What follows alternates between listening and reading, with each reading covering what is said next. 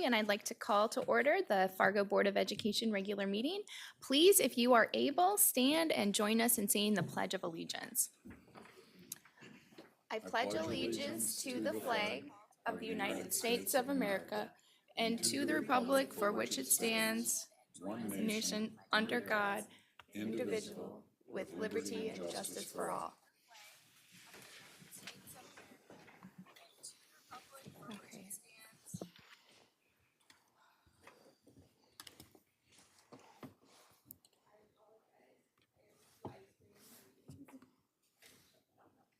Okay, I would look for an approval of the agenda, please. Thank you. I move adoption of the agenda as provided. Second. Okay, thank you. I think I heard Jim moved and Nikki seconded. Any discussion? All right, all in favor, please say yes. Yes. Yes. Any opposed, same sign. Okay, thank you. Motion passes. Agenda is approved. Next, we're going to move on to the recognition of the audience. At this time, the board will hear comments from the public. We ask that each speaker who has signed up to address the board state their name and home school district for the record. Speakers must refrain from using this forum to criticize or complain about a specific employee or student by name. Vulgar or profane language will not be tolerated. The board is interested in your comments and will listen carefully, but is not obligated to respond to or debate issues in this forum. This evening, 2 speakers have signed up to address the board. Each speaker will be allotted a maximum of 3 minutes. Upon conclusion of the allotted time, a chime will sound and the speaker is asked to conclude. If necessary, a final chime will sound 15 seconds later, signifying the end of the speaker's time at the podium. I will now call our first speaker to the podium, who is Devin Stuczynski.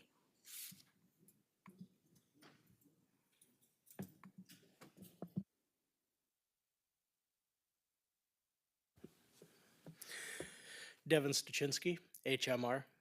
I always forget to actually do that. You have requests that we do that, and I forget. I really enjoyed going through all of the contents of Memo 56. I actually made it through almost 4,500 pages, and it was a slog, but it's full of useful information. But I'd like some clarification, and I'm sure we're going to get it when this gets explained. Each building had 2 sets of numbers. So I'm guessing the first set of numbers was total assessed value of the building and all the contents within. The second number was all of the immediate repairs need to be assessed or need to be remedied. That's my interpretation. There was really not anything to go on to suggest otherwise. But one thing that really struck out to me is the contents of Trollwood.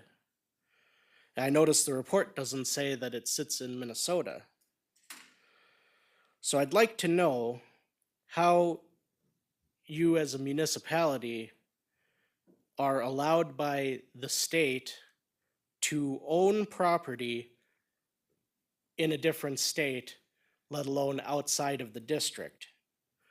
Also, something I don't recall seeing on the budget was a line item for income from Trollwood, the art center, the amphitheater, the gazebo as a venue, and the 2 classrooms that you have there. That's a lot of stuff outside the district and outside the state that the state auditor was very interested in hearing about last night when I talked to him. I'm just curious if one of you could say how you guys got the okay to have property outside the district and outside the state and not have it as a revenue stream in your budget. Thanks. Thank you. Our next speaker is Paul Moore.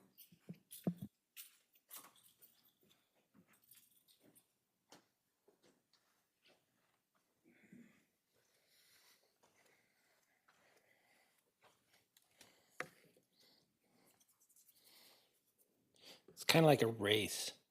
My first comment, of course, is I didn't make it to the last one. I saw it on tape though, and I was told that if I didn't show up, that I didn't care. I wanted you all to know that I care, but the person who made the comment isn't here. On August 8th, the long-range facility planning process was supposed to set up a committee that starts tomorrow. Thanks to Devin, told me to check my junk mail last night when we were talking to the auditor. And he said, if you've not gotten the responses. So I'm thinking if you've not gotten the responses that you expected, you should maybe send out this generic email that gets through to people, because maybe they don't know to check their junk mail, and that's where I had it. Okay, so I responded like as soon as I saw it. The operational plan on memo 52, I was in the business we call it you get what you measure. Number one, tiered instruction. You measure the number of times an observation is done. What you don't measure is the quality of the observation. So that's a guaranteed pass. You pass a certain number of measurements. You positive school culture and safety. You're going to create surveys. Good job. That definitely guaranteed pass. But it doesn't say anything about what you do about positive culture and safety, like solving stuff with actual bullying. You say talking about putting out a policy. I saw the policy on the suicide prevention. It says you will involve the parents every time. Yet you've also declared that you will not out students because of the risk of suicide. Those two things really don't go together in my head. If somebody could explain that, would be awesome. Engagement and experience in co-curricular activities. I guess the bottom line there is, we heard last time that there was a certain number of students that do better because of being in co-curricular activities, but I'm wondering about athletes who I know personally get passed in their classes so that they can play their sport. I mean, it might be true for the chess club that the chess club people get better grades, but the athletes, I'm kind of wondering.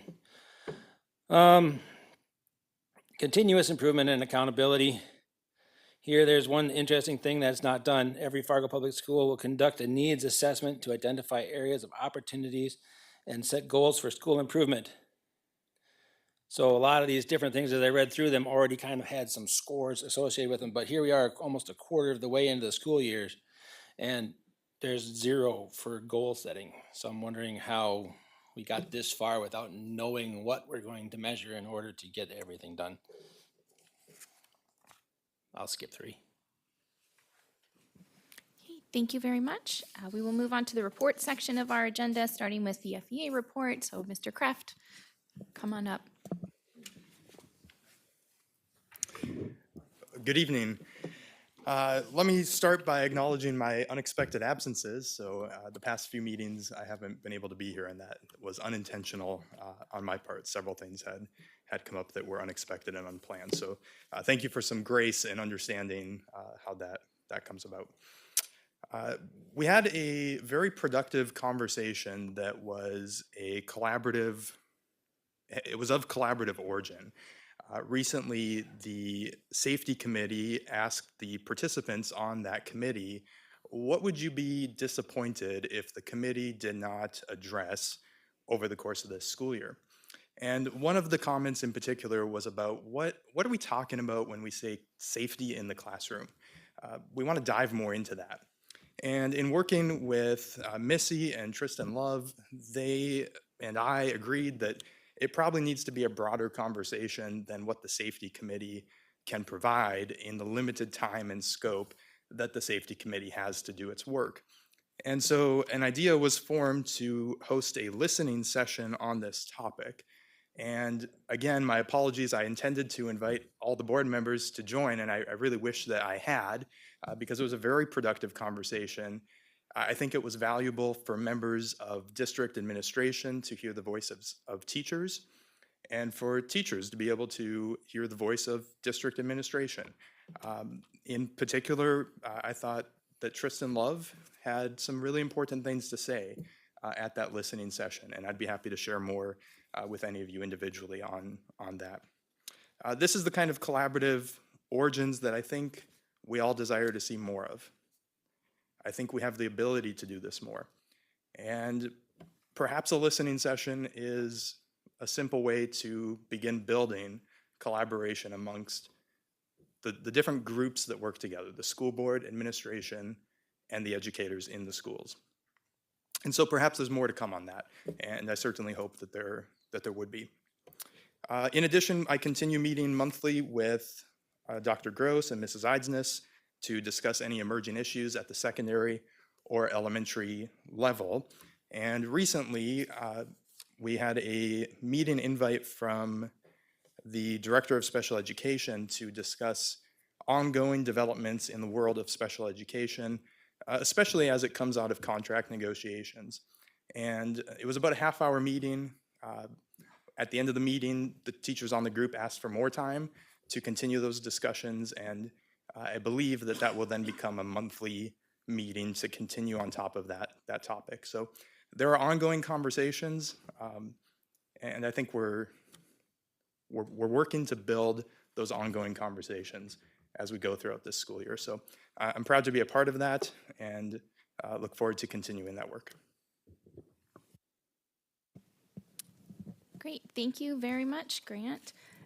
Next, we'll move on to our guest reports. We have a series of guest reports this evening, and I'm just going to take these in order that they are on our agenda. So beginning with the facility condition assessment.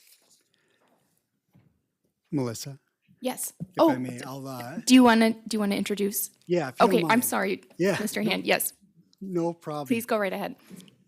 While they're getting set up, I figured I would do just a quick introduction as we've got a lot to go over today. But going back to May, the school board approved the team of SEH, HPM, and Amoresco is our team that conducted our facility condition assessment, our energy audit, and our educational adequacy study, which I'll let them go into detail of what all that means as part of their presentation. But over the summer, they have interviewed our staff. They had teams of industry professionals personally and walk and evaluate the physical condition of our facilities. They've reviewed our energy usage. They've assigned cost to the planned and deferred maintenance and some of the adequacy discrepancies. And today, the reports are where I would say they are substantially complete. We still have some fine tuning to do to some of the data and numbers and just a little bit of reviewing and making sure everything lines up the way it should. But overall, the data and information is here, and the timing of the reports being today is important because tomorrow we will have our first steering committee meeting. So we wanted to get this information out and its status of being substantially complete prior to our committee, our steering committee, seeing the data, and we wanted to get it out there. So as we go through and fine tune things, the information will be posted on our website and made available to the public. As we update the over 4,000 page PDF and the information in it, that information will be made available. But it's pretty exciting that the data that we're getting is not just living in this PDF document, the 4,000 plus page document that you received, but we're actually setting it up in a platform that I believe will get discussed this evening, where it's how we interact with this data and how we plan for years to come when it comes to the maintenance and upkeep of our facilities. And we will utilize this data as part of our long-range facility planning process. So with that, if there are questions, the idea is to give them about enough time to present and then have Q&A after each individual presentation. If you do have something that just, you really need clarified or do have a question in the middle, I'm sure they are happy to address during their presentation, but for efficiency's sake, as much as we can, if we can save questions to the end of each presentation, that would be appreciated. But from there, I'll just hand it off to Mark and Mitch here. Thanks so much. My name is Mark Reddish. Better. Good evening. We're delighted to be here. My name is Mark Reddish. This is Mitch Boatman. We are with Amoresco. We did the facilities condition assessment. A little bit about Amoresco. We're in a division called the Asset Sustainability Group, and this is our specialty area, doing facility condition assessments. We're a group of 55, and we have the software platform that comes along as part of our assessment practice and also as part of our deliverable practice. The reports that you'll see tonight came out of that platform. It's called Asset Planner. You made an investment in that software, so the good thing is that the reports that you'll see tonight will be the same reports that you're going to see for years to come and help you out with your steering committee, et cetera. Just a little pedigree, some of the other schools that we've done recently. We did Moorhead. We've done some others in Minnesota, Lakeville, Farmington, some big ones around the country. We have a technological approach because the platform that we have that benefits us with efficiency, but again, it also helps you because you have this database that James and team can now maintain.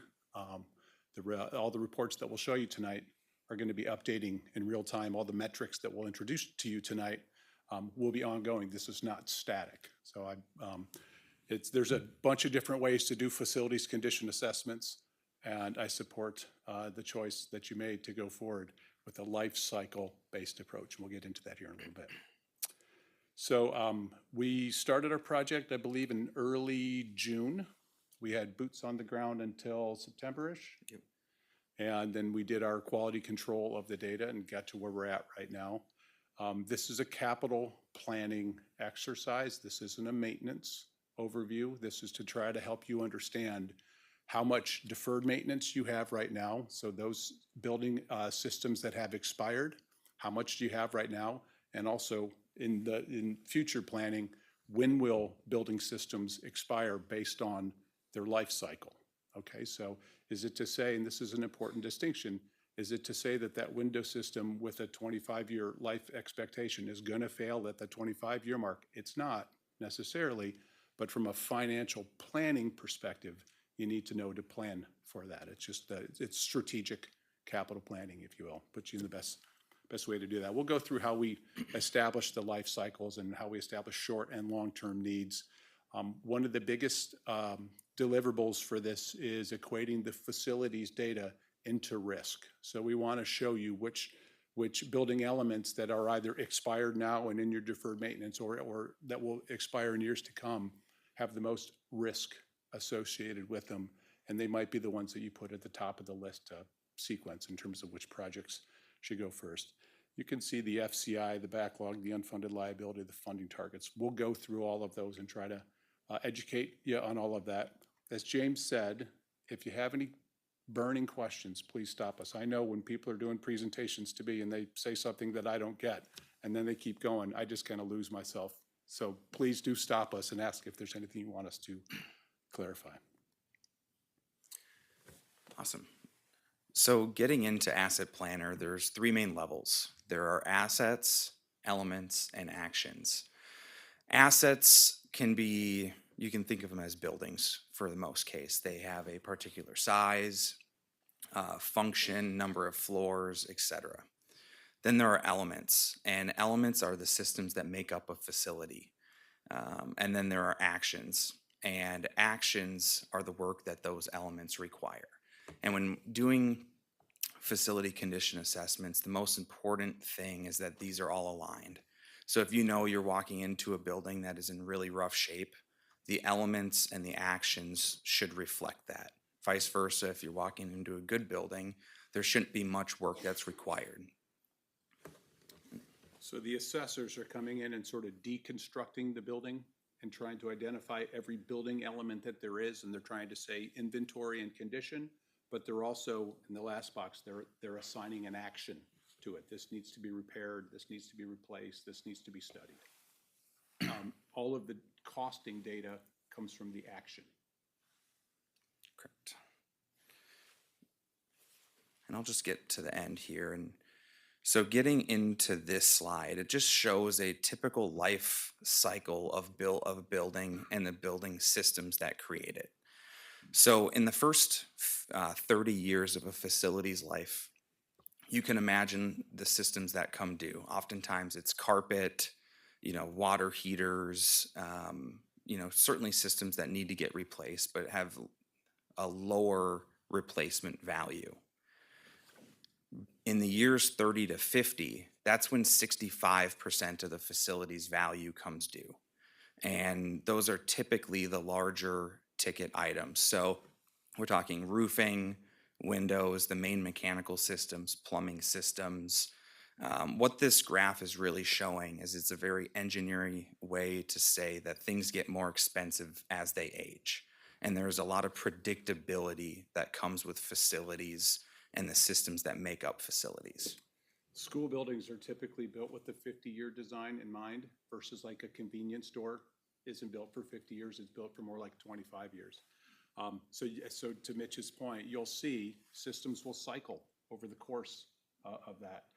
It's also just, and this is a fundamental of asset management, if you understand what it takes to replace, if you understand the replacement value of that building that has a 50-year design, and you take that value, you take 2% of that value each year to capitalize it, you'll have fully capitalized that building, right? So 2% of the value of that building over 50 years is your target number to actually capitalize the building.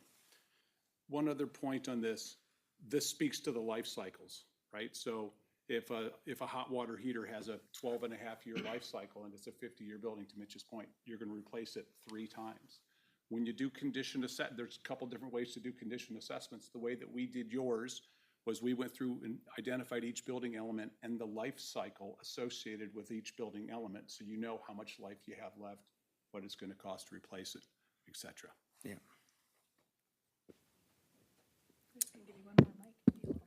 Thank you. Thank you so much. So our data development approach, at the very beginning of this project, it was a lot of back and forth with the Fargo team, James and his team, where we went through previously completed work, we got a facility list, any other studies they have done in the past. We took all of that, sorted through it, and created models of your facilities.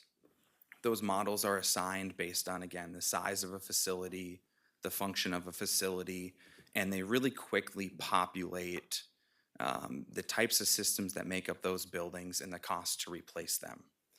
From there, that is when we get into the validation of those templates. And that's the key part and the most important part of the FCA is going and validating those templates. So when part of those, the first validation step I would say is staff interviews. What type of roof does the building have? Are there any functional concerns that you're aware of? And then when we went to site, our assessors would look at that roof, validate if it was actually a white TPO roof or a ballasted rock roof.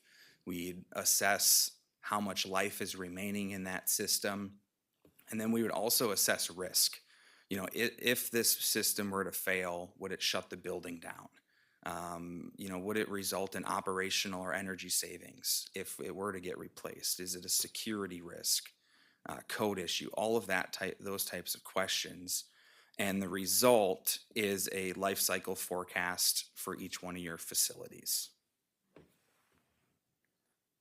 And going back to those templates, really quickly, the number one benefit of them is that they ensure that there is consistency and standardization of the data, so you can compare facilities and sites against one another.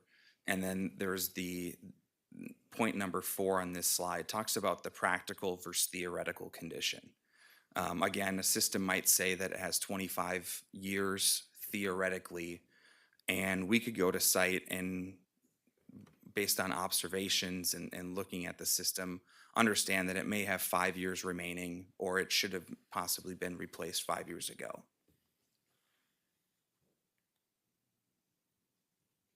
Awesome. So getting into some statistics about your portfolio. During our assessment, we went through 35 different facilities, a handful of different sites, and that totaled up to about 3 million square feet of building area. The second point there is CRV. It's the current replacement value of the buildings. The value you see on the screen here of just over $1 billion does not include the cost of the land.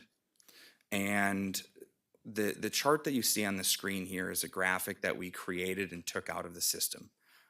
It's a dashboard that if you were to get the PowerPoint, you could click on it and it could be a public facing dashboard. And it's going to be a tool that James will be able to use in the future. And one interesting thing about your portfolio is just by looking at it, about 2/3 of it was constructed before the year 2000, and it has an average age of 46.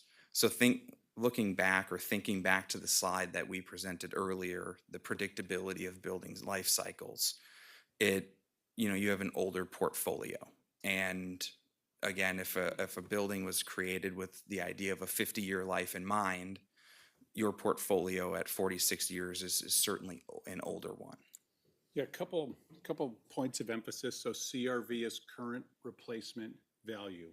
So a tornado comes through and takes out every one of your buildings. What's the cost to replace it like for like? Nothing improved.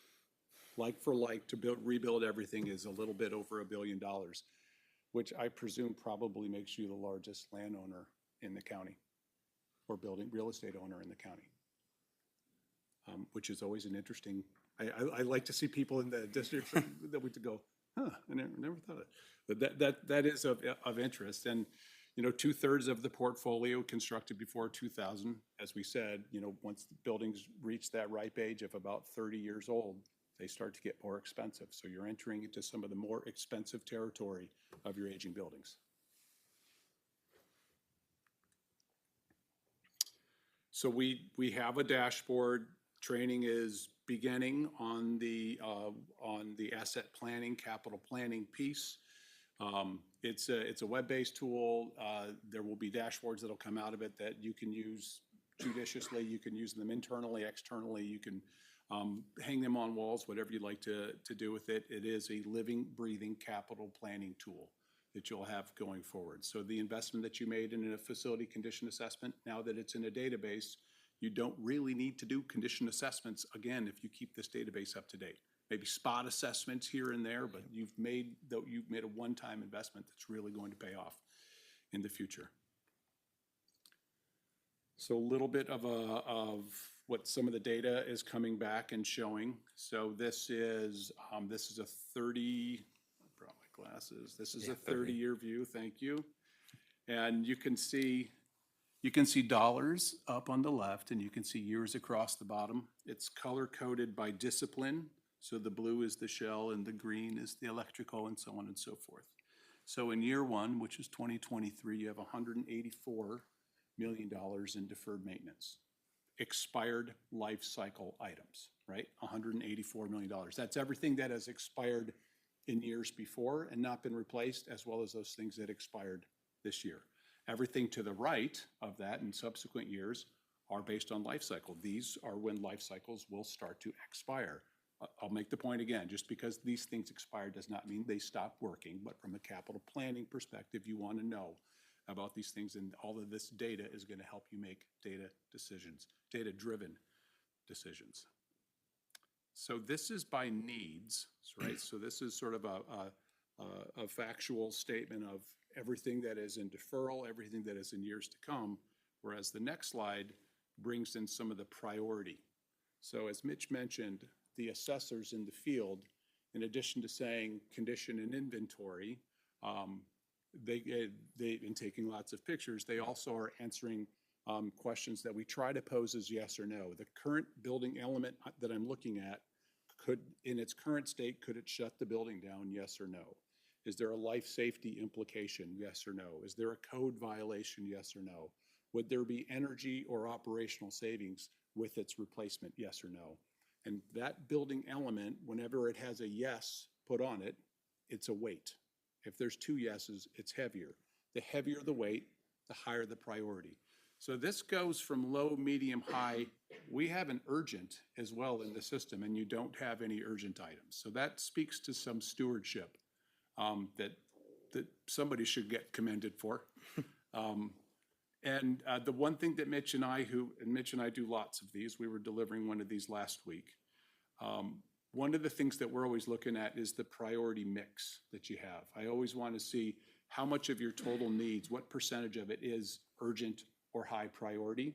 And we want to see that number at about 45% or less. That seems kind of safe for us, and you're at 39%, which is pretty impressive. And that's try to maintain that. Try to maintain that level.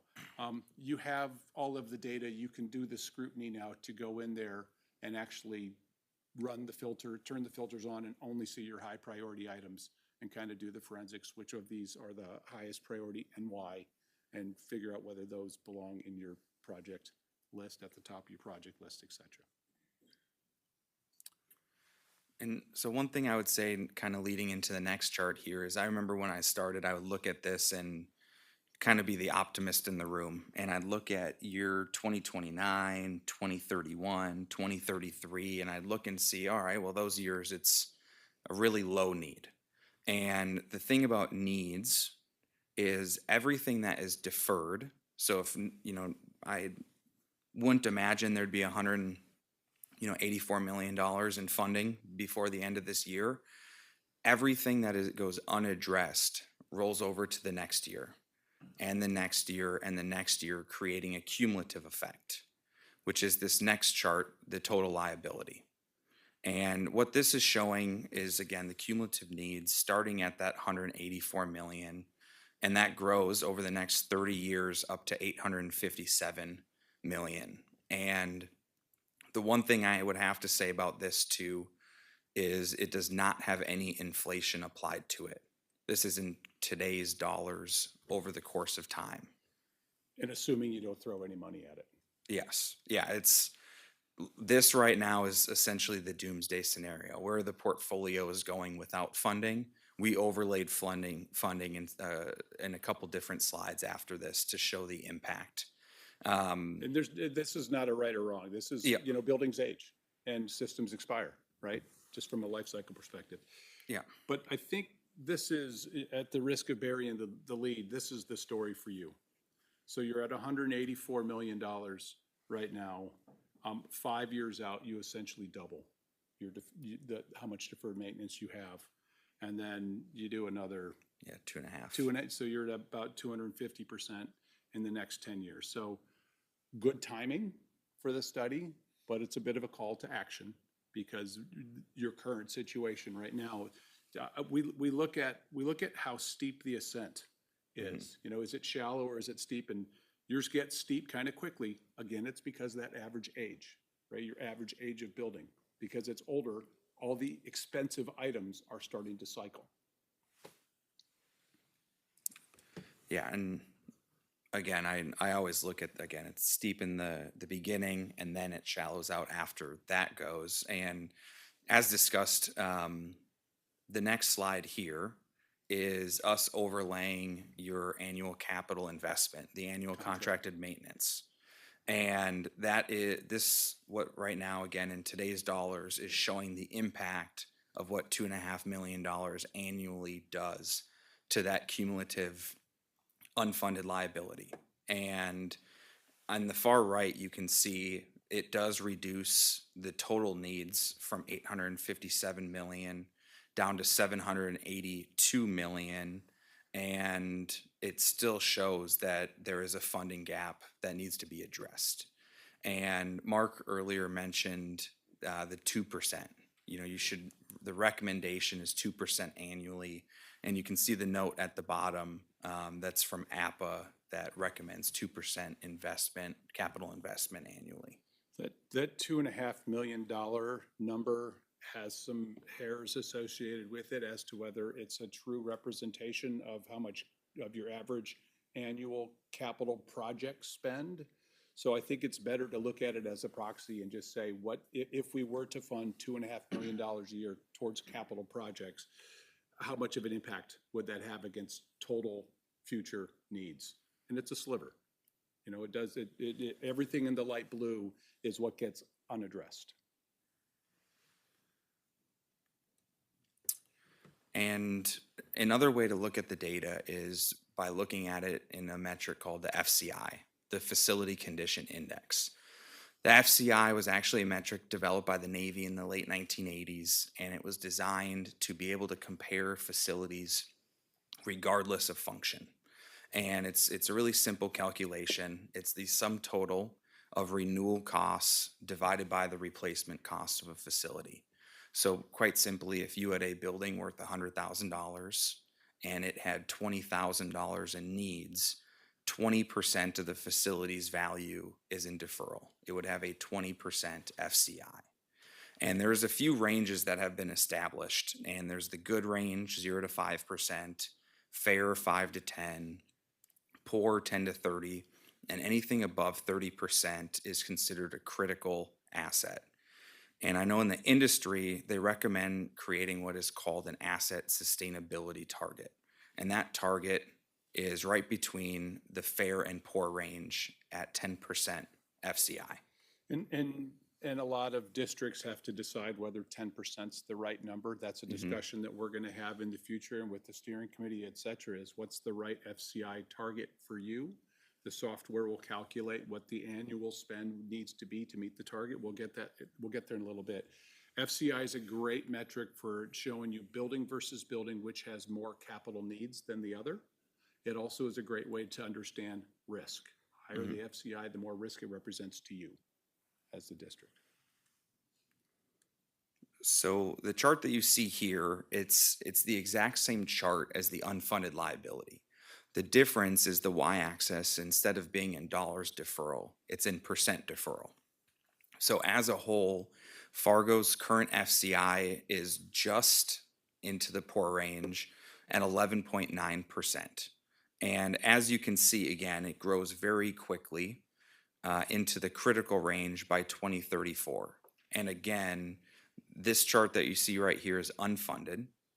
So when you go ahead and apply that same level of funding, you can see that life extension, the life extension from critical. So at $2.5 million invested annually, it extends the life from reaching the critical range by 2 years.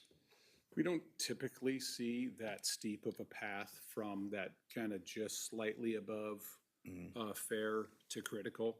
And again, that just is about the age of your systems. It has nothing to do with practices. It's just the age of your buildings coming due.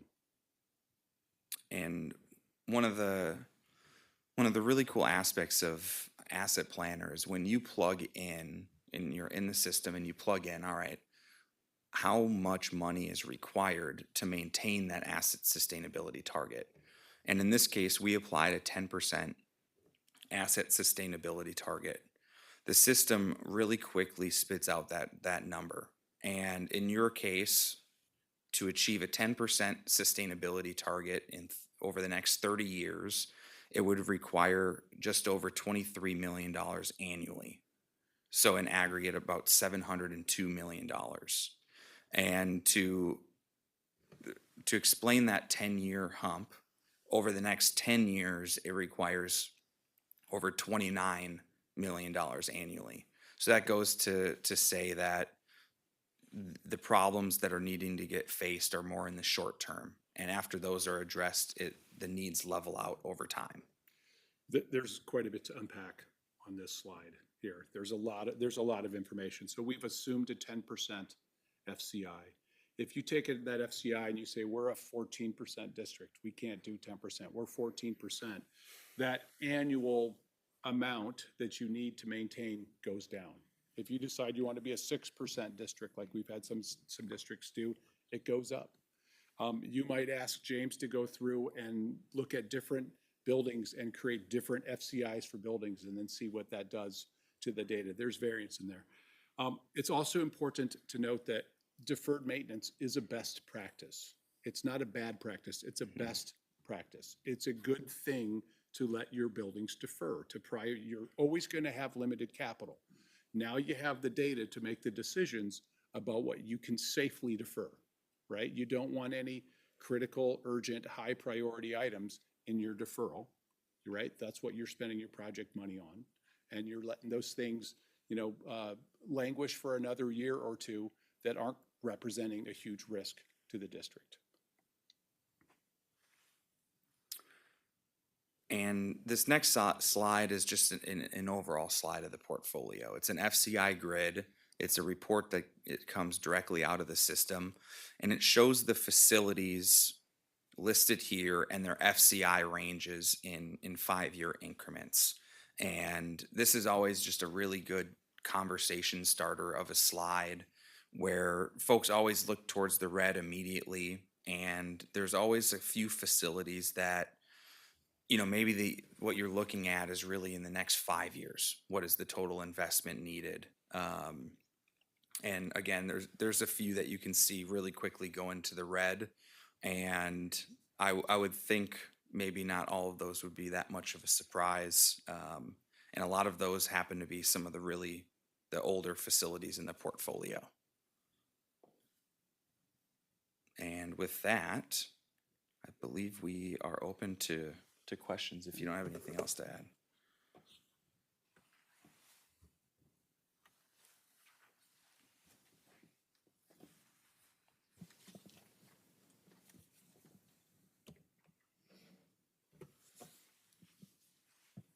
Yes, great.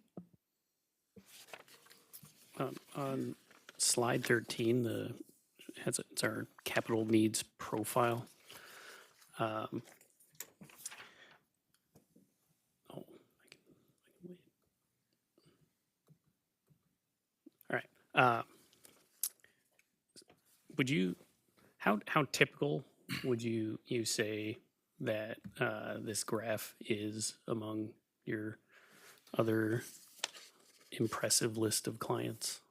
Yeah, it's a really good question. I believe if I were to go into Asset Planner today and look at the average FCI of all of our K through 12 clients, my guess is that they would be at least 15%. It's 18. 18? It's 18%. Yeah, 18%. So, with that, if that was your portfolio, it'd be closer to 300 million. So I understand it's certainly a large number, but comparatively to all of our K through 12s across the US, it is a low FCI comparatively. Yeah.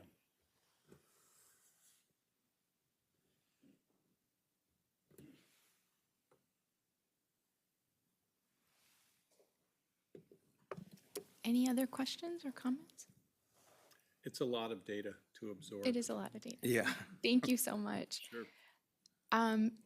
Should we move on to our next presentation? Do you want to do an intro or? I'll be good until after the next two. cooperative So, yeah, strategies. leading up to that Okay. one, I'll do a quick intro.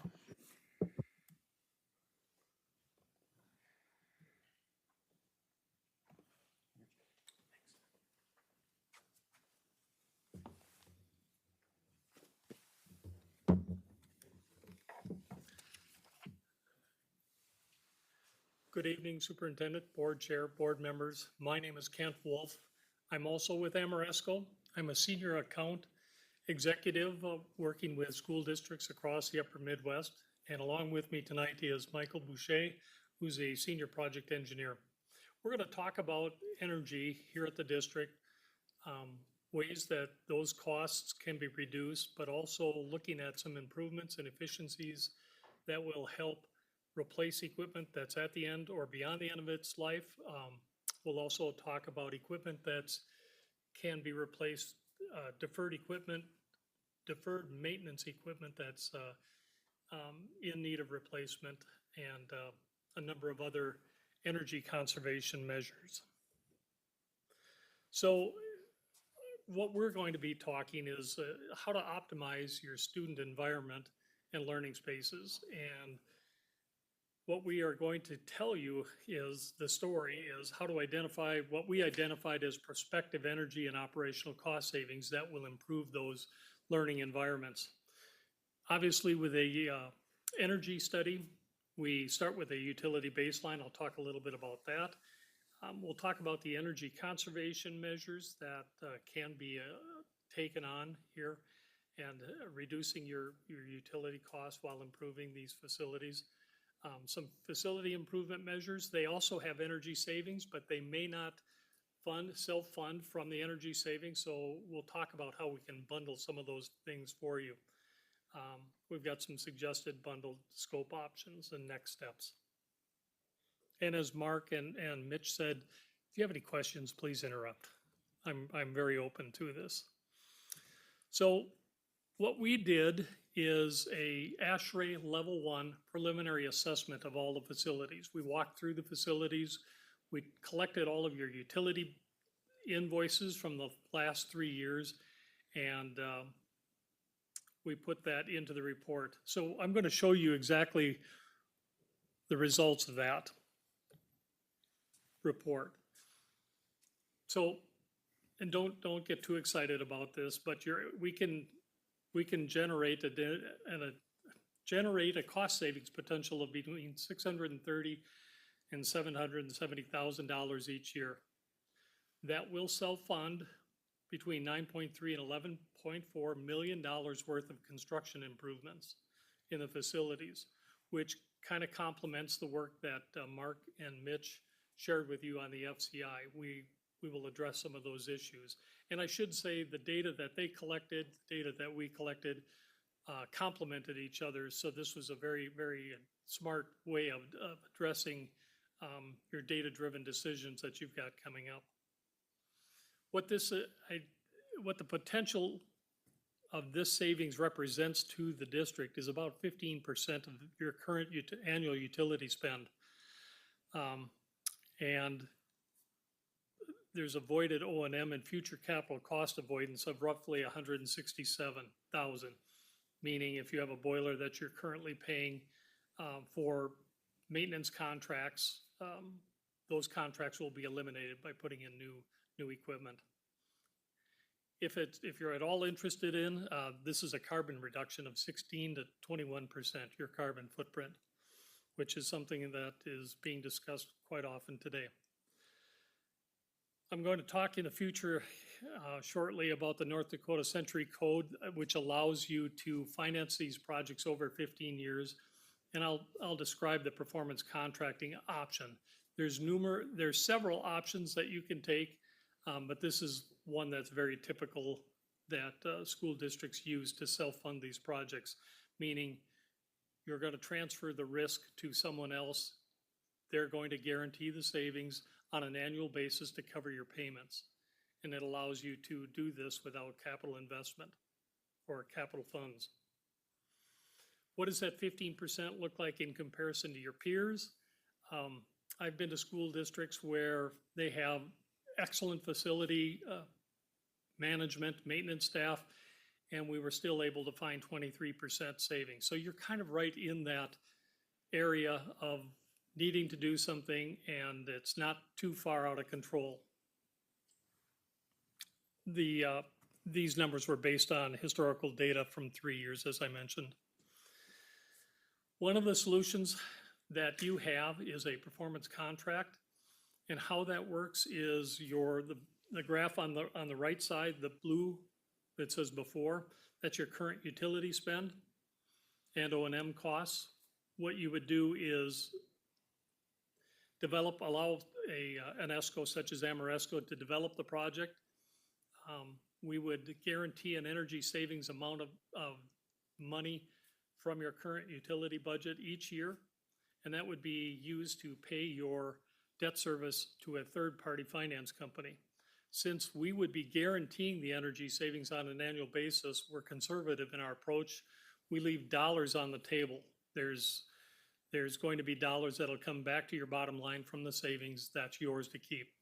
And in the event that there is a shortfall in savings, Ameresco would cut you a check for the difference. Or what I've done before is add additional equipment to make up for the shortfall. Then after the term of the project, generally 15 years, there's all of the savings from the equipment will still be generated, and all of those savings would come right back to you, and you'd have a reduced dollar amount that you're paying your utilities. You're repurposing a portion of your utility spend. Why pay for energy you don't need is really the saying.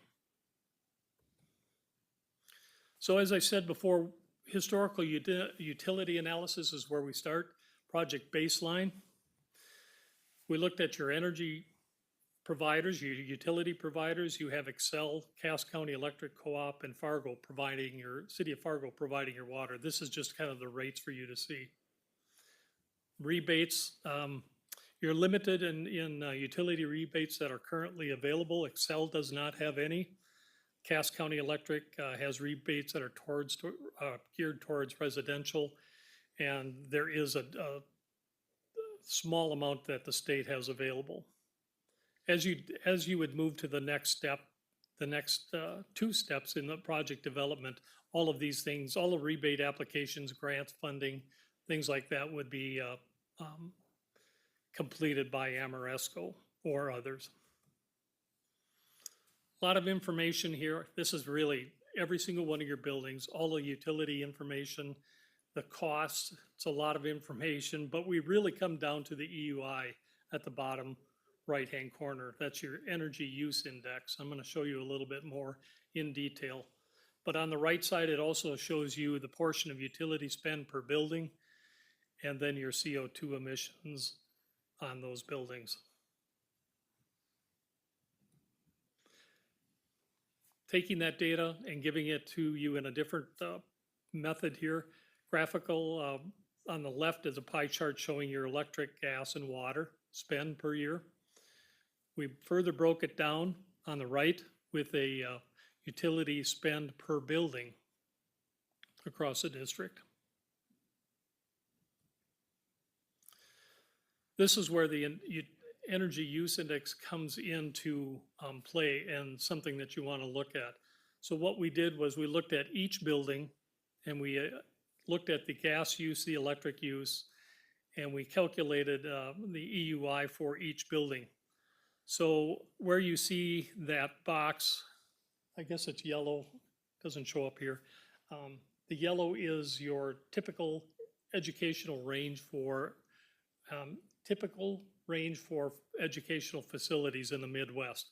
You can see on the left, you've got some buildings that are very good and have some opportunity still, but they look very good from an energy use standpoint. And then you get over to the far right, which is this building, the district office, which has a significant higher EUI than any other building. Again, these are based on the building.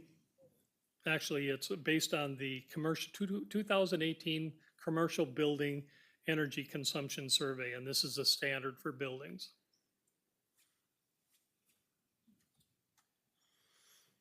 So I'm going to talk about some of the energy conservation measures that we predict will generate savings, whether it's utility and O&M. And I'll go through these. If you have any questions, please fire away. Obviously, everyone knows and has heard about LED lighting upgrades. For the interior and exterior of buildings, we relamp existing fixtures with new LED tubes. It gives you a different type of lighting. There's a lot of benefits that come from it, obviously energy efficient, but also O&M savings. Some of these will burn 100,000 hours before they require any maintenance versus a 20,000 hour fluorescent tube and ballast, which also has to be replaced. So there's considerable O&M savings. Longer lifetime, as I mentioned.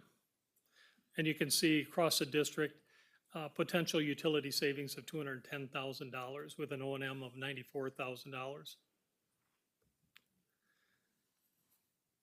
Athletic field lighting, this is one that everybody wants to update their lighting systems because of the O&M costs on these types of facilities, but we would replace the field lighting at North, South, and the Davies High Schools. And this would give you a different lighting ambiance in those ballparks. Again, reduces lamp failures. Some of those lamps are $400 each, and they get about 200 hours worth of burn hours on them. Reduces the HID strike times. HID is high intensity discharge. As you've probably all experienced when you have field lighting and it goes out for whatever reason, it takes minutes if not, well, it takes many minutes sometimes for them to restrike and illuminate. Again, significant O&M savings, but limited burn hours. Parking lot lights, again, this would give a different feel for the lighting, illumination in the area. We'd put in motion sensors that may go to a low level lighting versus a high level when somebody walks under it. LED does have an improved security illumination, and this would deter people from trying to enter or work or do business or whatever in parking lots. Plumbing upgrades, there's a utility savings potential of $47,000 on an annual basis, and obviously O&M. And what we would be doing is reducing, putting in reduced flow flush valves on urinals, and same thing with water closets. Generally, we are very careful about this. This is, you know, years ago, everybody put in water restricting and said we did a water project. Well, this is more fine tuning of the actual fixture with the proper flow rates to make sure that they are running. If we run into old,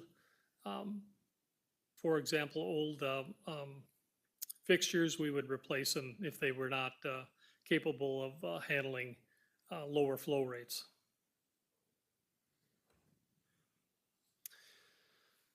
With all the buildings that you have, 3 million square feet, there's a significant opportunity for tightening up the building envelopes. The goal is to minimize air leakage both in and out. Obviously, in the wintertime, you've got cold air blowing out here and heat loss. There's many different areas that we look at, but one of the things that is most interesting besides door frames and windows is the wall roof joints, which are typically a significant source of ventilation, or fenestration as they call it in the technical words. And again, we've got some solutions for that. Some of these photos here are just examples, but you can see we use a thermal infrared camera to show you where the heat losses are, and then we would go in and address those. And I'm going to turn the next one over to Michael and let him discuss that. Sure. Another one of the ECMs would be the liquid pool cover. This is basically an additive that you'd add to the pool that's going to reduce evaporation, so you're going to have less water that you're going to have to add to the pool. And then it's also going to reduce the heating load. Less heat escapes from the pool, which is obviously advantageous. So we've also included the O&M costs that would be to provide that additive, and then also the utility savings that comes with that, around $22,000. Also related to the pool is the chlorine generators. So instead of using the hypochlorite tablets, what you can do is you can have a salt, basically a salt feeder, which then goes into a chlorine generator and generates chlorine for the pool. This is a significant cost savings. I have this at my above ground pool at home, and it saves quite a bit of money rather than buying tablets and extra chlorine. It's also helps with safety as well. So instead of storing these chemicals on site that if mixed could be hazardous, you now have basically just salt, and then the chlorine enters the pool, and it's not a concern after that. So additional safety benefit on that one. The building automation system. This is related to the heating, ventilating, and air conditioning. This is what the building engineer would be working with to determine set points, to help address trouble calls, issues that you might have with your ventilation or with your chiller or boiler set points. In our audits of the facility, you've got a number of disparate systems. You know, you've got Train, you've got JCI, you've got a number of different systems that maybe are not all talking to each other very well right now. So what we can do with that is we can provide a front-end integration where we can have all of those systems talking to a main front end, where you're going to have greater access to a lot of those systems. With that would be upgrading some of your old pneumatic systems that use compressed air instead of the DDC controls that are a digital control platform. With that integrated, what's nice with that is that you can set back your thermostats when the building is not currently occupied. It has scheduling software in it where if you have, say at Horace Mann, there's a community event, you could put that into the scheduling software and say, hey, provide heating and cooling for these 3 hours on this Saturday, and then set it back again to make sure that you're saving energy. So that would be very, very beneficial there. It also helps to do all of the fun engineering things as far as hot water reset, chilled water reset, which basically just helps you operate your systems more efficiently instead of just kind of a one set point for the entire year. So One comment Sure. I'd like to add is it would also provide demand control ventilation, which literally looks at what the CO2 is in the occupied spaces and controls that ventilation outdoor air that's coming into the space. Having this type of a building automation system allows your facilities to run in an automated mode and not to have people go in and change things, maintenance staff to go in and change things because building areas or classes are too hot, too cold. We would set up what we call a standards of comfort, thank you, which identifies the temperature ranges things would operate within. But it would automate it and it would recommission all of the spaces so your system is automated in its operations. that's correct. Yeah, so making sure all your temperature sensors are actually reading the correct temperature so that everything is got, tuned properly. So it's basically a system tuning tool that's included in this as well. So as Kent had mentioned, demand control ventilation, we looked at both north and south high school sports domes. What demand control ventilation is it basically you measure essentially how many people based on how much CO2 is in that space. So if you have a particular game or sporting event and you've got a lot of people attending, that's going to ramp up the ventilation to make sure that you have lots of fresh air. If the area is vacant, it's going to back off the outside air ventilation and just recycle air in that space. So that's a good energy saver rather than bringing in 0 degree outside air and trying to heat that when there's nobody in the space. This allows you to save some of that heating and cooling costs. Part of this, and we'll talk about this a little bit later, but part of these energy projects is that you can address some of your deferred maintenance. If you have boilers that are old and inefficient, or chillers or air handlers, we can address that by bundling some of those projects in with the energy savings projects. So this would be an example of that, where we identified a number of systems where we've got water source heat pumps, boilers, chillers, air handlers, motors, and split systems that are end of life and are going to be on your list of things that need to be replaced in the future. And we can include that within the energy project, kind of bundle that with the energy savings and have that paid for with either no capital or reduced capital costs of what you'd have to provide or what you'd have to spend in the future. So. With this, we also noticed that there was a number of gym spaces that do not have air conditioning in the summers. It is, a very cool climate here, so that's understandable. But with this project, we would be able to address 10 schools that we identified as not having cooling in the winter. This would help with the different summer programming. We recognized there were some Boys and Girls Clubs that were, playing in those facilities throughout the summer, and that might be something that we could address for you as well. So just kind of an example of items that this project could address. Irrigation controls. There's a lot of sports fields within the district. What you can do is basically just use water more efficiently. So, one of my favorite words, evapotranspiration controllers, can allow you to figure out how wet is the soil at this particular point. Do we need to water? It looks at the forecast. Do we have rain coming? And can kind of limit some of your water use. Also addressing your sprinklers as well. A sprinkler that sprinklers poorly and maybe in the wind, that particular, those droplets evaporate in the air, they're not helping the soil produce grass. So if we can make that happen more efficiently, that's beneficial and that's a cost savings. Window replacements. This is a very simple one. So kind of moving from, we recognize a number of single pane windows that we could move to double pane windows with a thermal break. That's going to significantly reduce that loss of heating and cooling through the envelope. And then also roof replacements, adding additional R value to your roofing. This would be, again, one of those facility improvement measures where the energy savings is not going to cover the window and roof totally, but it's going to reduce the capital that would be required to do that upgrade. So that would be ideally for systems that are at the end of useful life.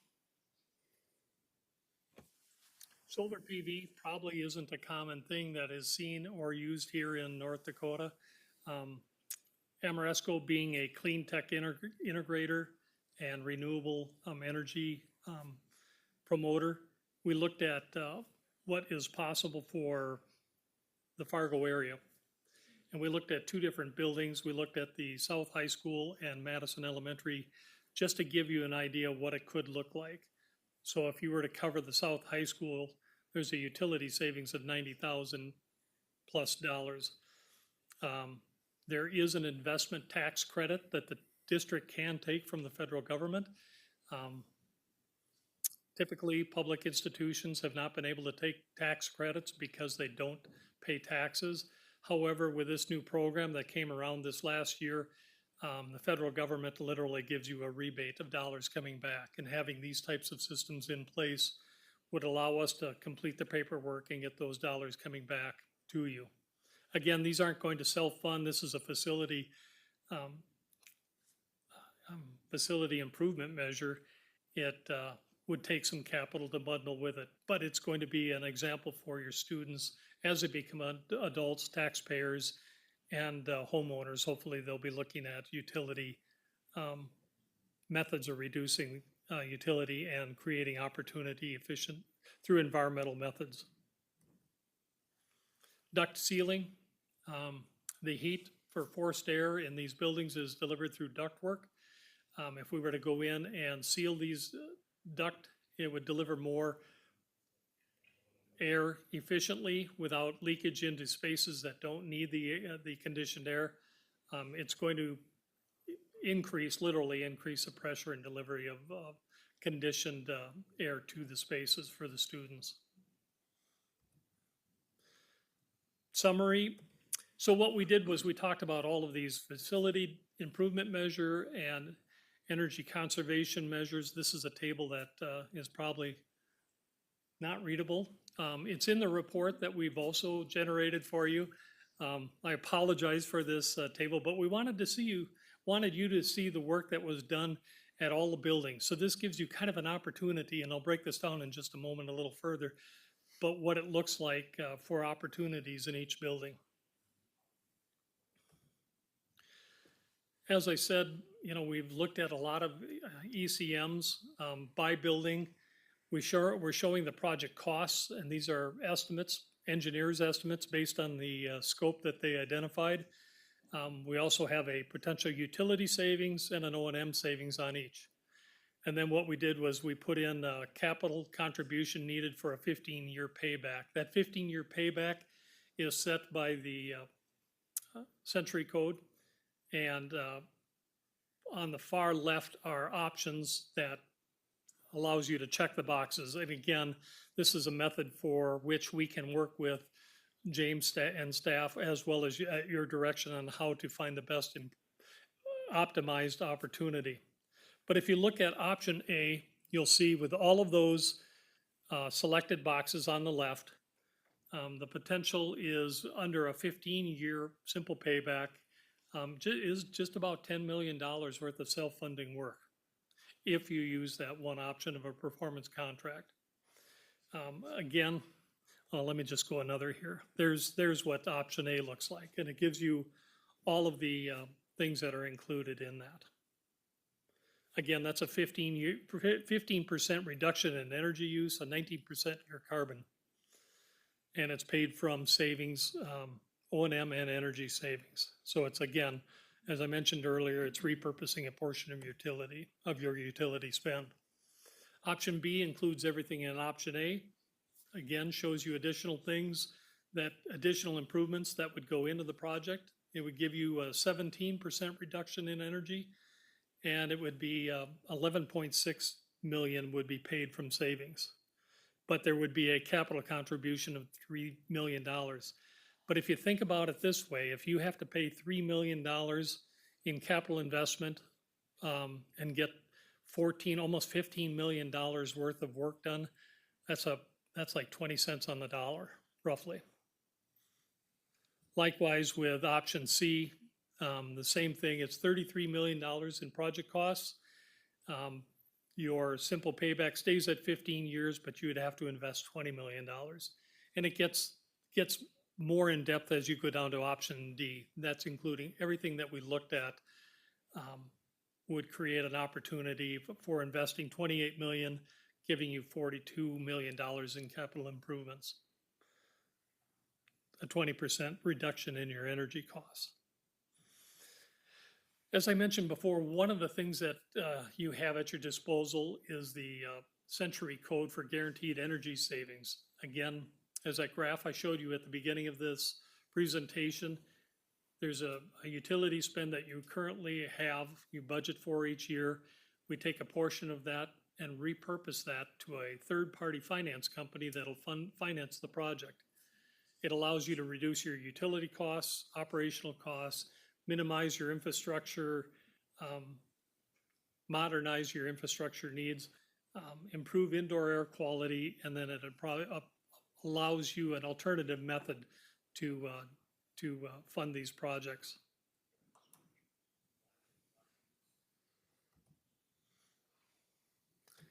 Next steps. So with this ASHRAE Level 1 audit, preliminary assessment, your next step would be to moving to a detailed analysis. And that would be the engineers identifying a scope of work, working with your staff to identify what it is that they're most interested in and needed to get done. And that's going to come from this data-driven decision-making method that you're entering into. With that, then we would complete the detailed analysis. We would be able to come back with a scope of work, firm fixed price, no change orders as we go into construction. And it would also provide you the guaranteed energy cost savings and some financing options. What we have on the bottom is just some timelines for what that looks like. Obviously, between those steps, there's going to be decision making on your part, on your staff as you go into the next step for long-term facility planning. But this is a way for you to move through the process. Any questions? Again, a lot of information. The report has pages that you can actually see and read on some of those matrices, but there's an opportunity here to reduce your energy consumption and reinvest that into infrastructure.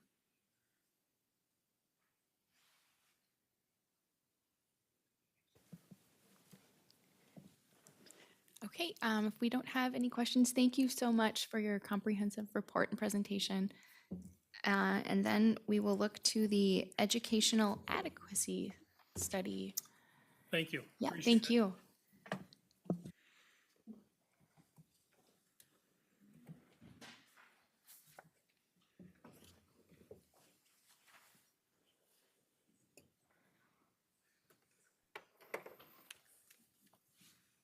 All right, thank you. Good evening, board members. If you haven't seen enough data yet, I'm going to give you now a third set of numbers. So my name is Matt Sachs. I'm with HPM, and our company performed the educational adequacy and also capacity findings for this facility study. So just to kind of go through the process to get to this point, we walked and assessed all of the K through 12 buildings in early to mid-July. And while we were in the buildings, what we did was we measured each of the spaces for square footage. And the spaces we assessed were really all of the classrooms, teaching spaces, core spaces like gyms, libraries, cafeterias, and many of the admin spaces as well. So we took an inventory of all the room numbers, what space type they were, and then through primarily a series of yes or no questions or a count of certain things, we noted the existence of required elements by category. And we'll go through on the next slide kind of how we came up with what those requirements were. But they fell into primarily these categories and included these items, but we're not limited to them. So electrical things like, are there enough outlets? Are there motion sensor lights? Is the lighting adjustable? Things like FF&E, which is furniture, fixture, and equipment. You know, is there storage casework within the classroom? Age-appropriate flexible seating, depending on what type of classroom or space type that is. Mechanical, something like a kiln exhaust system in the kiln room and the art rooms. Physical attributes, which included flooring, you know, do we have hard flooring in science labs or carpets in kindergarten rooms? And is there access to natural light? A few plumbing items such as science lab sinks or ensuite restrooms and things like the kindergarten rooms. Some safety and security items. Is there a secure vestibule at the entrance to the building? And the fire horn alarm system, is that present within the classrooms? There are also some site level things that were assessed both on site and kind of as a desktop analysis as well. And we'll kind of talk about these a little more, but in some cases they did make up a large percentage of the deficiencies at some buildings. So that might be, is the site itself, you know, the acreage large enough? Is there a bus lane and a parent drop-off queue separate, and are those large enough as well? So kind of similar to what took place with the facility condition assessment, we started by developing a set of standards to measure against. And those were developed and they ranged by school type, you know, elementary, middle, or high, or even by the different elementary school sizes. But we came and met in really a full day and some additional Zoom meetings as well with various departments here and principals as well. So had discussions with them, got their input on space types and elements within the different space types, and kind of falling back on some of our best practices as well. So these standards included, you know, the number and size of spaces. So, you know, what size should a kindergarten classroom be versus a regular classroom, or what size should a science lab be? And then, you know, how many of each space type should we have in a given school type? And we already kind of touched on these different elements we were looking for within the different space types. We had discussions about those and those site level elements as well. And then we could actually assign a cost to all of these different elements. So, you know, if something does not exist that we're looking for within a space type, you know, it's deficient, that cost amount. And as well as assigning a cost to the space itself. So let's say a kindergarten room is supposed to be 1,200 square feet, but it's only 1,000. It's deficient, the cost of that 200 square feet. Now, we know we can't probably physically add on to the building to correct that, but it does help us identify how deficient the building is. So we can then compare the costs of these elements in space that are deficiencies or not present within the building to kind of what we'll call our ideal target cost. And then that allows us to develop a score and a deficiency cost for each building. So kind of why are we using a quote ideal target cost in square footage? It's really a way to determine a standard or a starting point to compare each building to. And these varied based on the school type, elementary, middle, and high. And within the elementary schools, kind of varied between four different models as well. Knowing that we have smaller to larger buildings, so kind of the smaller two-section buildings would require a fewer number of classrooms, smaller cafeteria, smaller gym, things like that, versus the larger five-section buildings, again, would require more kindergarten rooms, more total classrooms. I think the larger buildings, we were looking for 2 music rooms versus 1, larger cafeterias, things like that.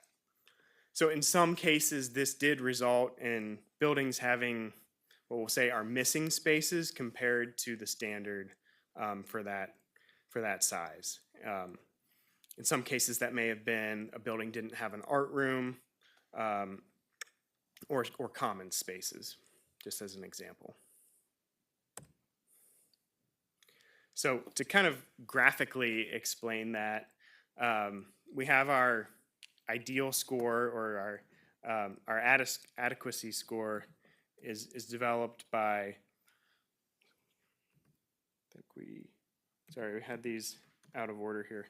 Our ideal building starts at 100%, and then based on the assessment and analysis, we've kind of identified the deficiencies that detract from that 100%. And we've categorized those into 2 different categories of deficiencies: constructible and non-constructible.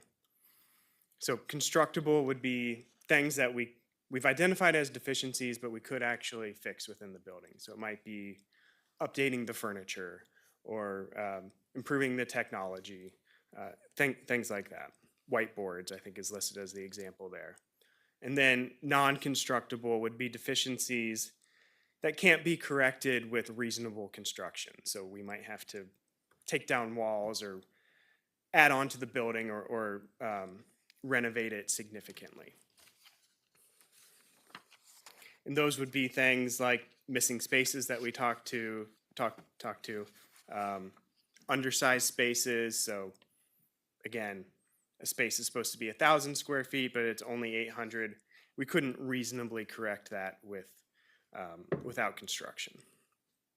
So to get to our adequacy score, I'll just kind of give an example. Let's say our ideal building cost is $50 million, and we identified $5 million in constructible deficiencies and $5 million in non-constructible deficiencies. So that would be $10 million that we subtract from that $50 million starting point, and that percentage would be 80%. So it would have an 80% adequacy score. And something kind of different that we have done with this method is knowing what's constructible and not constructible, we can then calculate a maximum score. So going back to that same example, if we were to spend that $5 million and fix all of the constructible items, put in new furniture or make the technology improvements, things of that nature that were deemed deficiencies, that would then increase that score to 90%, because we then have 45 out of 50. But it would take that $5 million investment. So again, that graphic kind of just shows that we can improve the score of a building, but due to things, deficiencies identified as not being constructible, we can't always get a building to be 100%.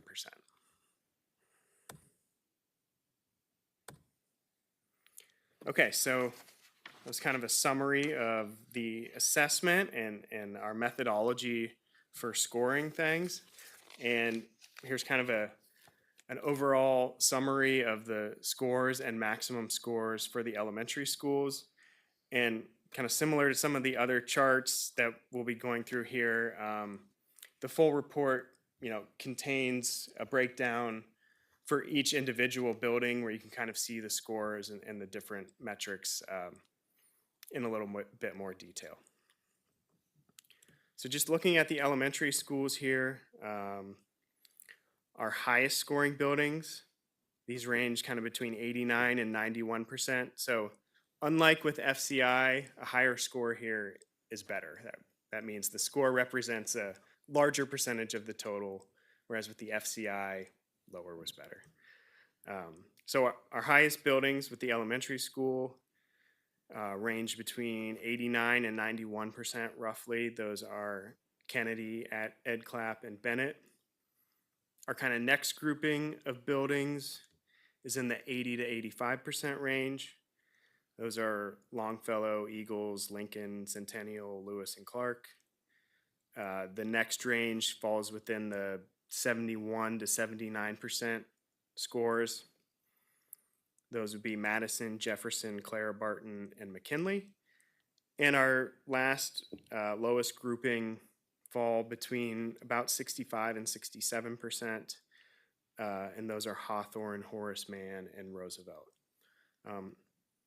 So probably not surprising, and it's pretty typical that newer, larger buildings typically score higher than older, smaller buildings, which in this case, for the most part, are scoring lower.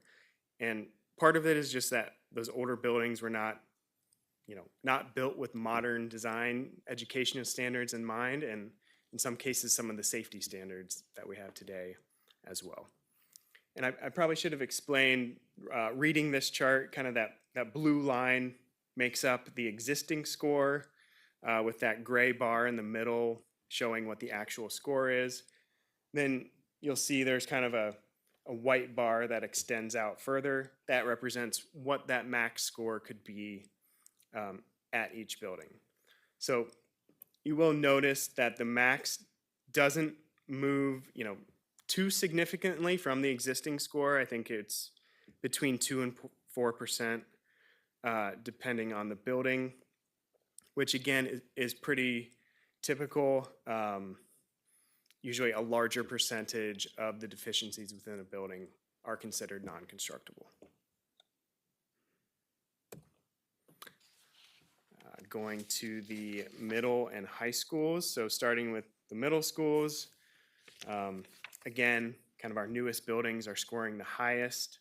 The middle school, Discovery Middle, is right at 90%, with the other two, Ben Franklin and Carl Ben, between about 75 and 78%.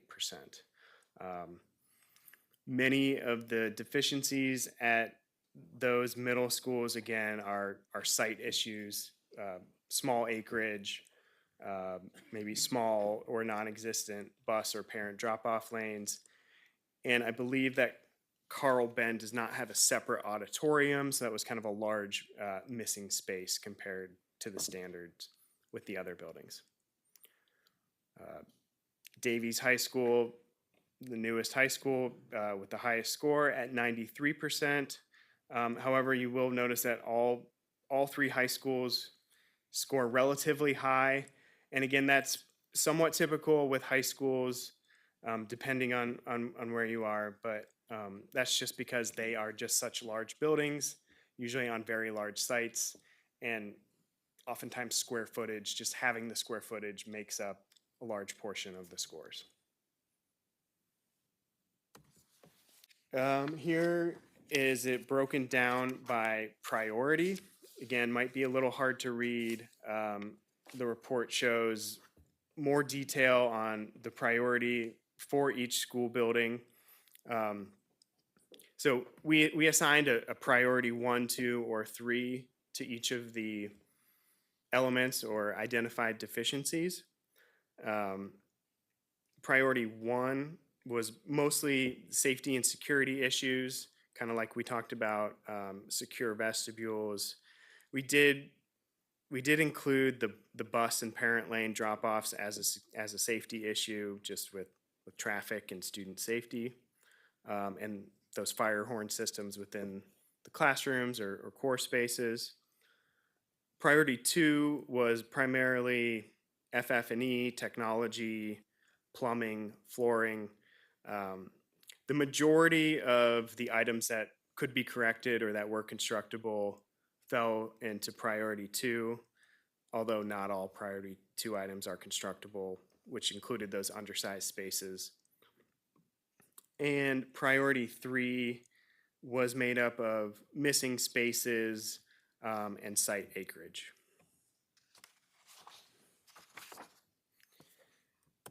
And then this chart here breaks down the deficiencies at each building by program area. So each space type that we assessed, we assigned a program area to, whether that was PE, dining, core academics, site, which will be that last brown bar at the end, just performing arts, special education. So we could see by building, by program area, where those deficiencies were. So again, in some cases, the site issues make up the largest percentage of the deficiencies. That's that far right bar in brown. You'll see in most cases, the kind of light blue bar is core academics. The undersized classrooms or missing classrooms spaces would fall into that category. The larger orange bars at a couple of the schools, so orange was the dining. At Hawthorne and McKinley, they have a shared cafeteria gym. So for this study, we counted those as gym spaces, so then they were, quote, missing a cafeteria. And I think we already talked about the missing auditorium at Carl Ben, but that's kind of one of the other large bars, that kind of dark blue at Carl Ben. So again, you can see this in more detail in the full report by building of how these deficiencies by program area broke out. So that is the educational adequacy. Before I stop for questions, unless, again, if anyone has anything immediately, feel free. But another output of the assessment and the space inventory from our assessments was a capacity analysis. So when we were going through all the buildings and noting the room numbers and the space types of each building, we could then also analyze that data to determine a capacity number for each of the buildings. So starting with the elementary, I'll just do a quick kind of overview of the methodology of how we calculated capacity at the elementary level. Elementaries operate on a homeroom model, so really only the homerooms are getting a capacity.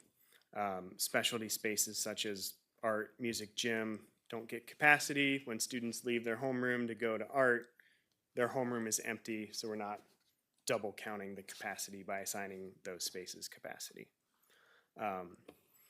And we did a section-based capacity model for elementary schools.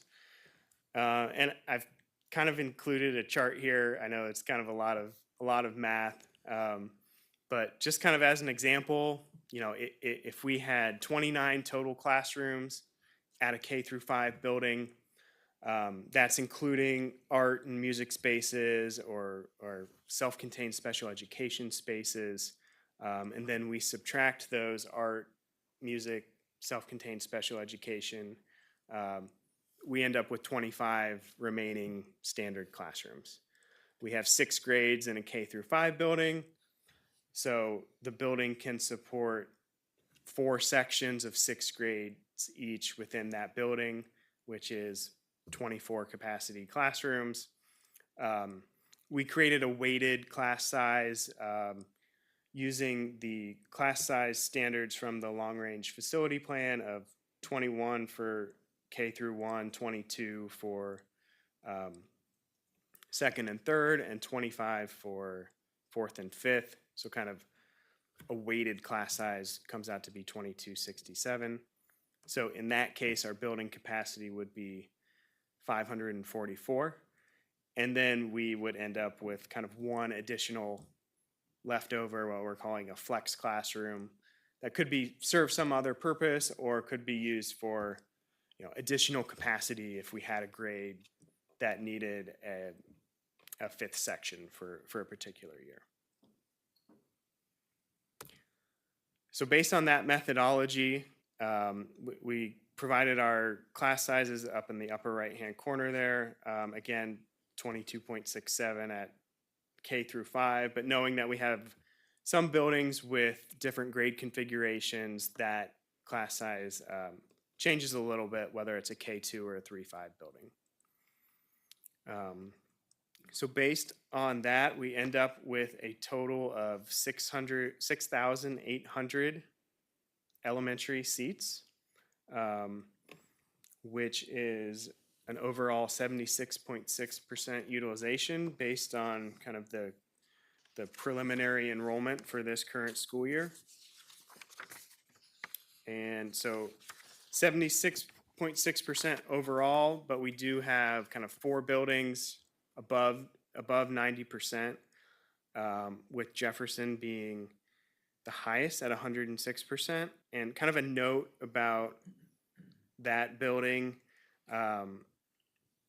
it currently only has 1 music room and 1 art room. So to kind of meet the standard, we reassigned classrooms to have an art room and to have an additional music room. And that kind of dropped that building down to be a 2-section building, but knowing that it does result in 4 flex classrooms.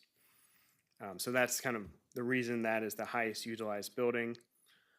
And then we have 7 buildings below 70%, with 3 being below 60%, with the lowest being Madison at 48% utilization.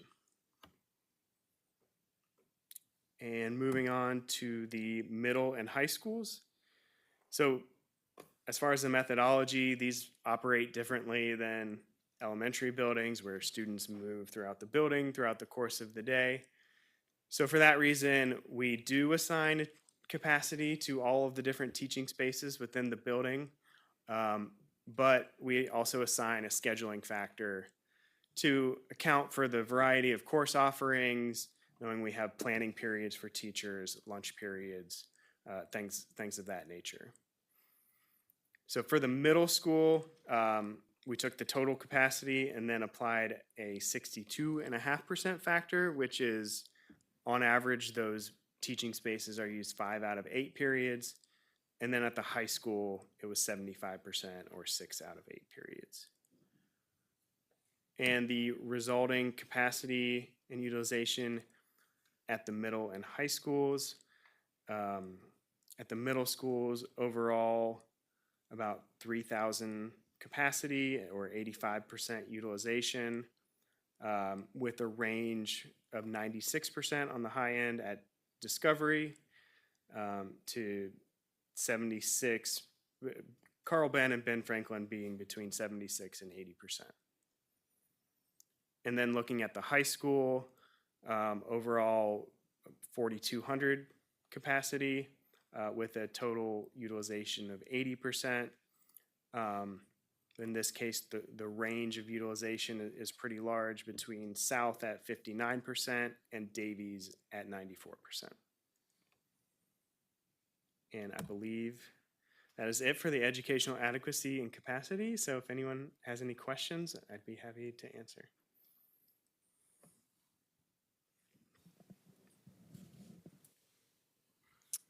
Okay, if there are no questions, then we'll move to our final guest report. And then Mr. Hand, would you like to introduce us for us? Okay. Yes, thank you very much. So obviously these studies provide a ton of data that we need to digest and go through and evaluate.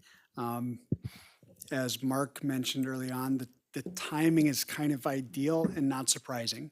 when we did our last study similar to this 10 years ago, we were told that in year 11, at the recommended maintenance spend that they had at that time, that we were going to be at this sort of juncture. And we, you know, we did spend less than their recommendation when we look at the data going back. And it's just the fact, it is what it is, and here we are today. But that is all just to be said, that the encouraging thing about this is that we are looking at this information and gathering it now so that we can make smart and data-driven decisions as we look forward and look to prevent our portfolio from getting to that critical level that was discussed earlier. So moving on from this information, which if you have any questions that come up after tonight, feel free to shoot me an email, and I'd be happy to most likely go to one of our consultants and get the right answer. But I'll get you the information if you have any questions about anything we reviewed today. So moving on to our next presentation. In August, the board approved Cooperative Strategies as our long-range facility planning consultant.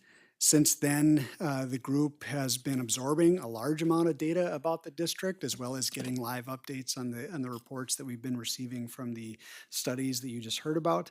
We've been preparing to kick off the steering committee meetings for the long-range facility planning, which will be a core part of making the decisions on what to do and the actions that will be taken in that long-range facility planning process.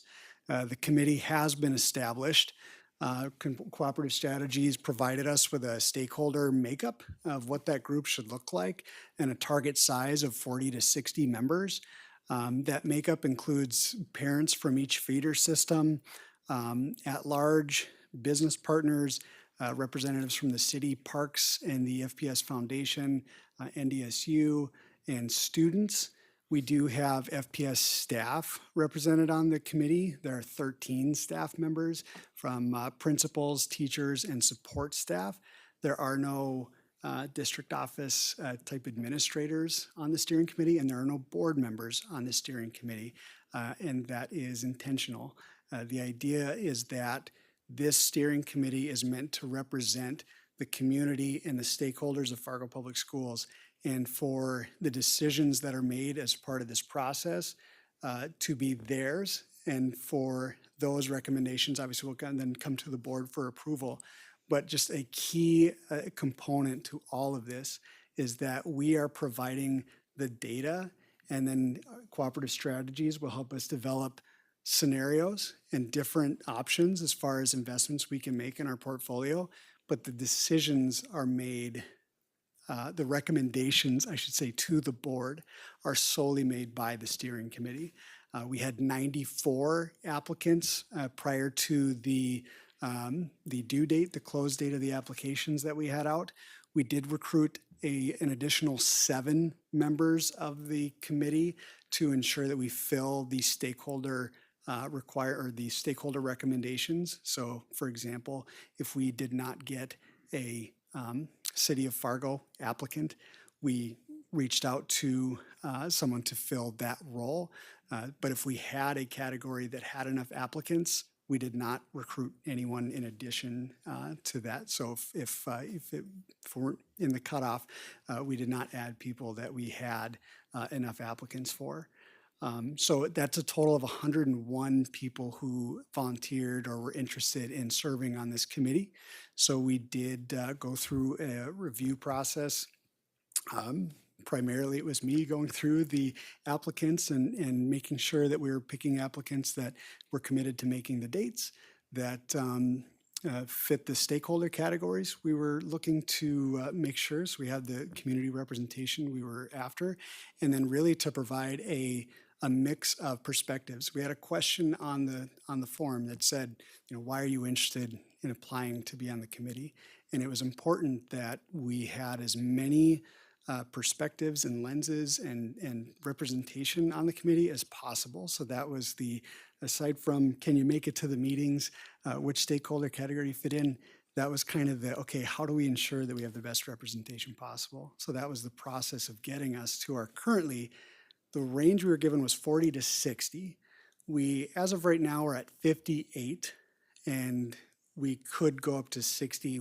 We have a couple student spots that we could still fill if we are able. So just want to give a quick overview of that, what that steering committee, because that's important to know what that process was like and what we were trying to achieve with our steering committee. And our first steering committee meeting is tomorrow. So we're pretty excited about that. And with that, I'll hand it off to Rob to talk about long-range facility planning. Very good. Thank you, James. I appreciate it. Great to see all of you again from the end of August till now. It seems like it's flown by, but a lot has happened in such a short period of time. So it's exciting to hear how many people want to be a part of this committee and be a part of this process, because that's the exciting part for us, is to be able to take so much input, gain some feedback, and be able to drive this process moving forward. And it helps, I think, as a board, it helps in your decision-making, knowing as well that things have been vetted, you have some support behind some of the options and recommendations coming before you. So I think that's exciting as well. So what I'm going to talk about tonight is, because as we talked in August, we talked through some of the interesting pieces of data before all of this was gathered.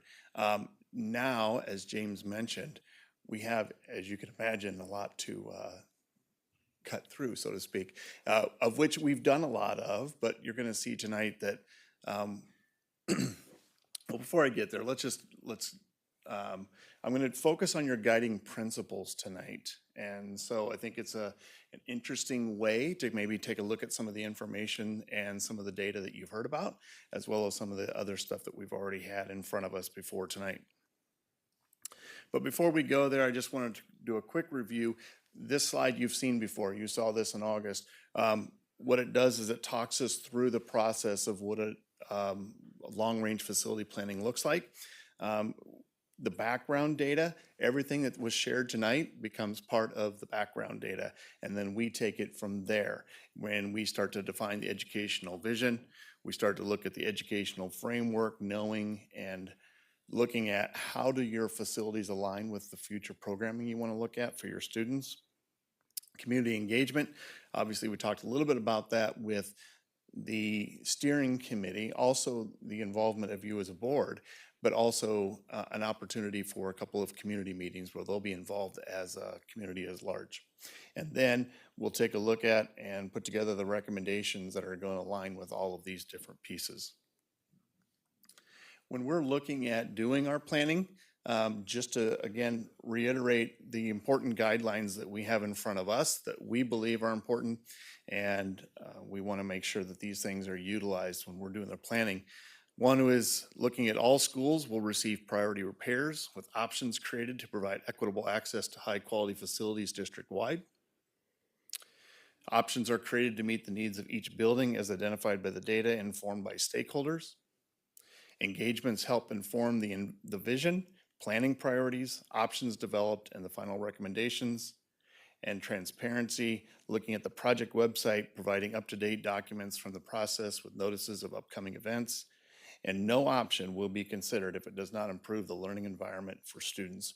If you recall in August, we always talked about what's best for kids. That's got to be our focus. I'm sure that's your focus as well. Going back to transparency, as we build the project website, every presentation we do, anything that comes out of our steering committee meetings, our community meetings, will be posted there. So I always look at this as a great opportunity as board members. When you get some questions that might come up or whatever it might be, you can redirect them to the project website when that's up and available and ready to go. So with that being said, project timeline, as James said, our first steering committee meeting is tomorrow night. And then in about 3 short weeks after that, we'll be at steering committee number 2, along with some work with all of you that we'll be planning as well. But you can see at the very end, we're targeting the end of March to have this process all complete and done for you so that you have something in front of you that's workable and able to be moved forward. So guiding principles. You have seven guiding principles, and what we decided to do for this particular presentation was see how does Fargo Public Schools stack up when looking at the guiding principles and the different pieces of data that go along with each one of those. So the first slide I'm going to show you here is looking at the 7 guiding principles and then what those data pieces are that we took a look at to try to help identify and quantify each one of those guiding principles. So for the first one, we looked at Facility Condition Index, as was talked about, FCI. We looked at the Educational Adequacy Score, the total operational budget of each building per student, and full-time FTE staff to student ratio. So that we identified with any student-facing staff member, those staff members that are working with students on a day-to-day basis. The second guiding principle, a number of students. Again, we took, I believe it was the September, I think we took the September enrollment data, and we have all the information based upon how many sections for each grade level, how many students are in each section, all of that for every building, so that we use that information for the next 2 guiding principles, as well as the enrollments of the middle schools and high schools. Looked at the configurations of the 3 different building levels, elementary, middle, high. The preference to minimize as much as possible the travel and distance to and from school for all students in each attendance boundary area. This data analysis is in process, so we do not have results of this.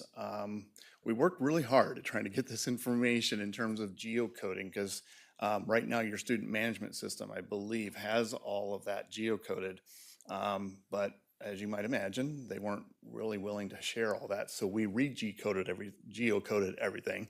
And then what we're looking at now is mapping where do those students live in comparison to where they go to school, also where they live in comparison to the closest school. Oftentimes those might be a little bit different, so we're looking at how those compare in terms of identifying how this guiding principle fits in. Considering the need for space to accommodate all ancillary programs. So here we were looking at total square feet per student of the building with a ratio of the capacity. And then also educational adequacy assessment. So what Matt talked about, what we were looking at here then is the total percent of that total adequacy deficiencies identified as a missing space. Knowing that what you're wanting to do is provide the necessary space for that accommodation, we wanted to pull out that missing space piece of what Matt talked about. And then preference to have a middle school, high school attendance boundary feeder system. So again, here's the data pieces we use to help identify those guiding principles. So in the next few slides, we're going to break down each one of those guiding principles. So the first one here is taking a look at that first guiding principle has a lot to it, by the way. There's a lot of pieces in there, everything from suitable space, your resources, your staffing, all of that falls into this.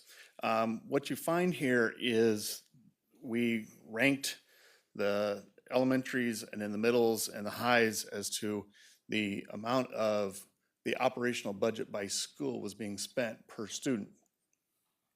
You'll see there's quite a range here from Bennett at $8,671 per student to Madison at $18,258 per student.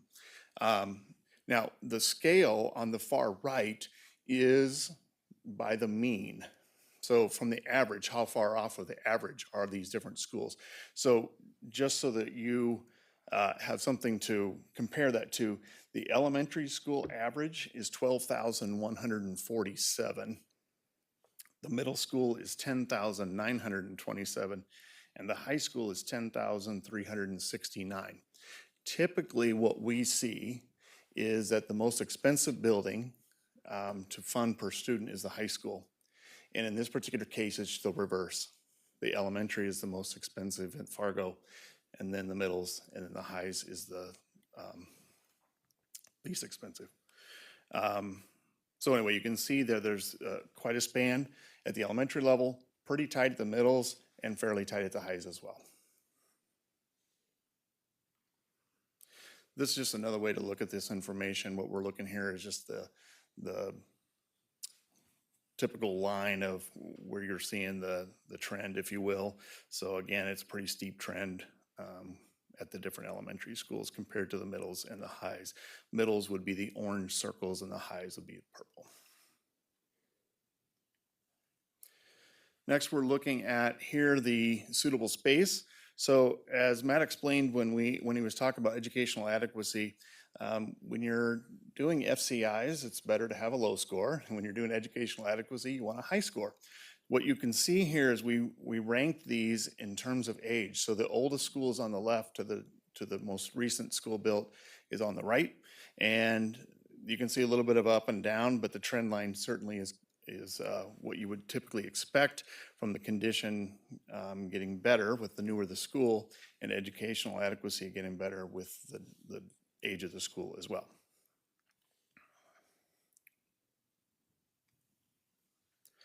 Then we started to take a look at then the number of students per class. And so we started with the kindergarten first grade students. That is a class of 21. You have one building, and Longfellow is the one building that has a average size class of over the 21 that you're using as a guiding principle in that case.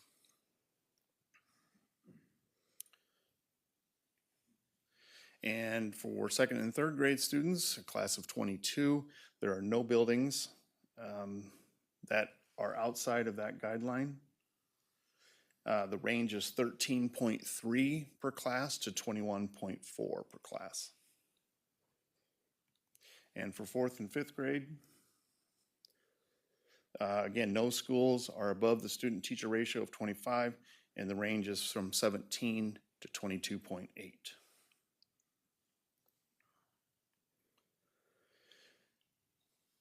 Next guiding principle wanted to look at the preference for the elementary school sizes for sections per grade with at least 2 sections. So again, that yellow bar, if you will, is the range you want to fall in. We have 2 above and 2 below that guiding principle.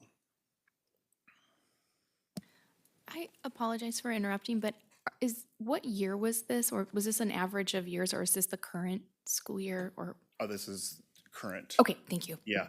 As a matter of fact, I think that these numbers might be last year's enrollments. So yeah, 22, 23. Thank you. I should have clarified and had that. The next, so with this guiding principle, then you were looking at then building sizes by enrollment. So for the middle schools, looking between 850 to 1,000, and at the high school level between 1,100 and 1,350. And you'll see again, the colored bars is your target range for your guiding principle. 2 of your middle schools, Discovery is actually just edging over that. Ben Franklin falls right in line, and Carl Ben is below. And then Davies High School and North fall in that target range for your guiding principle, whereas South is below.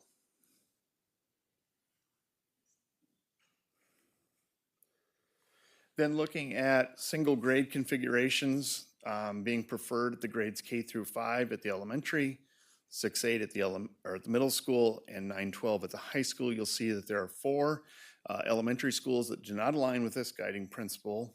And these 4 schools, 2 of them are K2, 2 of them are 3-5. The middle schools and high schools align with the current guiding principle.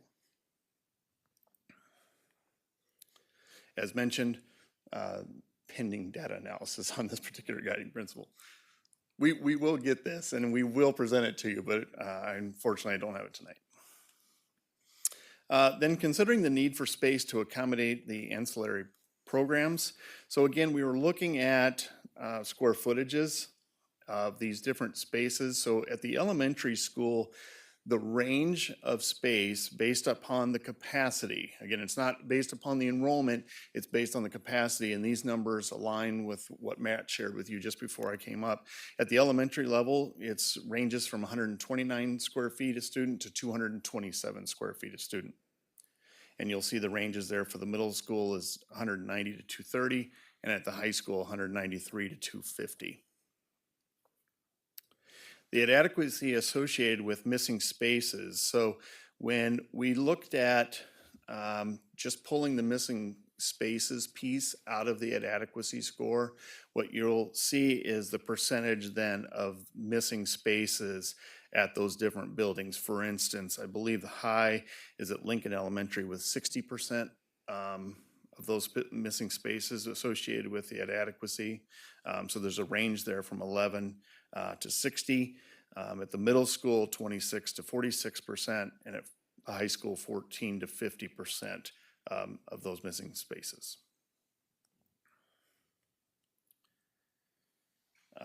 Guiding principle number 7, you nailed it. Got it. You're in good shape. So what this slide is not for you to be able to read. This slide just shows you the roll-up of all of the data that we collected and how we put it all together. The gray cells are particular cells that don't apply to that particular grade configuration. The pink cells, if you will, are the ones that we are still awaiting data analysis. And at the very bottom there, what we were looking at there was just picking minimum, maximum, and averages for all of those different guiding principles at the different levels of elementary, middle, high. I'm going to get into some of those key findings here in just a minute.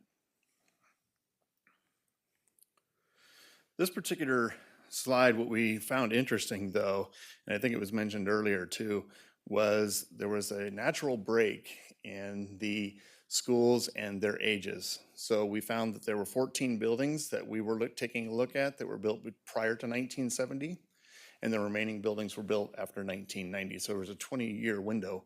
Actually, it's about 21-year window, because I think it was 69 to 90 was the window that there were no buildings built during that period of time.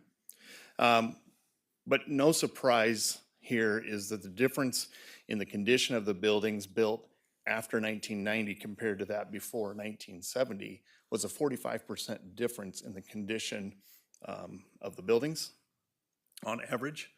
The adequacy improved by 11% when comparing those same groups. The total operational budget by student decreased by 17% with the newer schools. There was an increase of 62% from 2.5 to 4.1 in the number of elementary sections for the newer schools. Again, those schools are a little bit larger. And there was a 13% increase in the number of student-facing full-time equivalents for each of the students in the newer schools as well. Interesting thing I added here also was that the elementary, again, this comes back to the number of sections at the elementary level with the newer buildings. The average capacity of the elementary buildings built prior to 1970 was 435, and that was 11 of the elementary schools. The average capacity after 1990 ends up being 574, and that was 5 schools.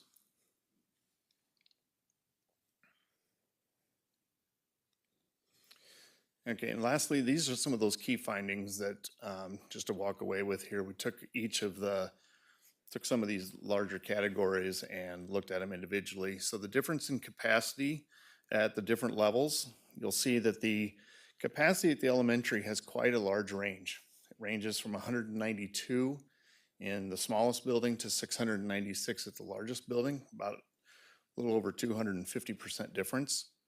At the middle school, the difference is 270 between the 3 buildings, and at the high school, it's 335. The condition at the elementary ranges from 5% to 50% difference. The difference at the middle school is a little bit tighter, and then at the high school, the condition, again, is even less. of a difference between the three schools. Difference in educational adequacy. This educational adequacy score here is not the missing spaces piece. This is the total educational adequacy score that Matt shared with you. The difference at the elementary is 26, at the middle school it's 15, and high school is 6. Difference in the operational costs by grade level. You'll see at the elementary, there's a difference of $9,587. Difference in the operational costs at the elementary level. And then at the lowest level at the middle school, where the difference is only $1,346 to educate each student at the middle school level, with $2,217 difference at the high school. So it's just very interesting, that piece of information there.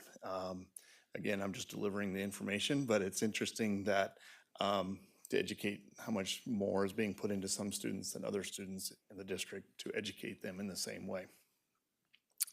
And lastly, the difference in the number of student-facing FTEs at the building level is a difference of 8, meaning that the minimum number of students of FTEs per student was 4, and the upper level was 11. So again, how many students are in some of these buildings at the elementary level to help educate them versus other buildings? It's quite a discrepancy at that elementary level, as we found. At the middle school, it's only a difference of 2, and at the high school, it's a difference of 1. So. And that is everything I have for you. I'm open for any questions that you might have, or observations, comments, whatever it might be. Yes. Rob, in your custom geocoding that you guys did with your software, did you utilize, I mean, is it just based off student addresses, or did you pull in other data from our student information systems as well? We used student addresses to identify where the students live. We were also then able to get the, I'm going to forget the term right now, but we have all of the boundaries for each of the schools as well. So Dell was able to provide all of the school boundaries for us. Thank you. So I guess my question ultimately will become, if you're using that geocoding data set during the steering committee discussions, will you also be able to break down the data based off student demographic groups and other measures that like OCR holds us accountable to, and we're looking at boundary changes and different pieces as well? Or you guys just didn't limit it to addresses when you put it into your own algorithm, right? Good question. I will need to check on that. We have all that information, but I need to identify whether or not, because we just did it by student number, is how we identified address and stuff like that. But I'll take a look and see if we can gather all that. I'm sure it can be done, so. Sure. Do you mind if I ask one more follow-up Please do. to that too?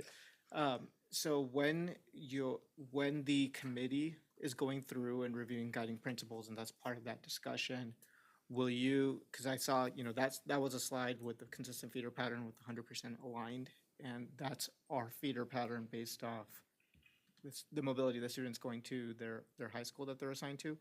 But you indicated that your geocoding data showed that there might be some students that are part of the correct feeder pattern, but that's not the closest school that's to their house. Will the committee have the opportunity to reinterpret what a guiding principle looks like, or maybe say, well, that's 100% aligned through this one measure, but we really this is what we think that the guiding principle means to us, or we want to divide it up a different way as well? Yeah, I really do. I really do think that we'll find that it's not always going to be perfect. Right now we know that students go to this school, they go to this school.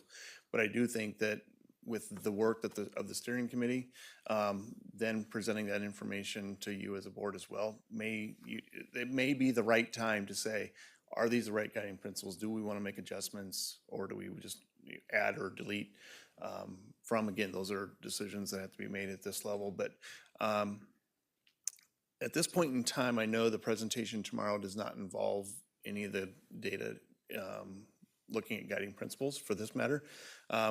Tomorrow's data set really looks at things in very general, large big picture so that everybody can get a really good feel for, what makes up Fargo Public Schools. And we'll bring in some of these guiding principles, but it won't start with this type of presentation tomorrow. Thank you. Yep. Dr. Newman? I have a question. I think I was just a little taken aback by your slide that was comparing how much we spend per student, whatever, per school. Yeah. I believe we have a number of, like Madison, I believe it's 8 total schools that are federally funded. Was that taken into account in your equations, or? We just looked at a consistent operational budget for every school as provided to us from the business office. So how they were, the funding streams that fill that budget, we did not take a look at that part of it. Does anyone from administration know how we provided that data? Because I feel like it might be falsely inflated if we aren't accounting for the federal dollars that we're getting. So what the data that was requested essentially is, I don't think we provided revenue. Correct. So we provided, here's what we're spending, here's our staff spend, here's our facility spend, our operational energy. It's literally just all the dollars that are spent at that school. So it does not take into account, the revenue mix by school. It's truly just when you look at our expenditures and everything is coded to a school, all the expenditures that were that occurred at that school. But we can certainly follow up with more if you'd like more information on that. Thank you.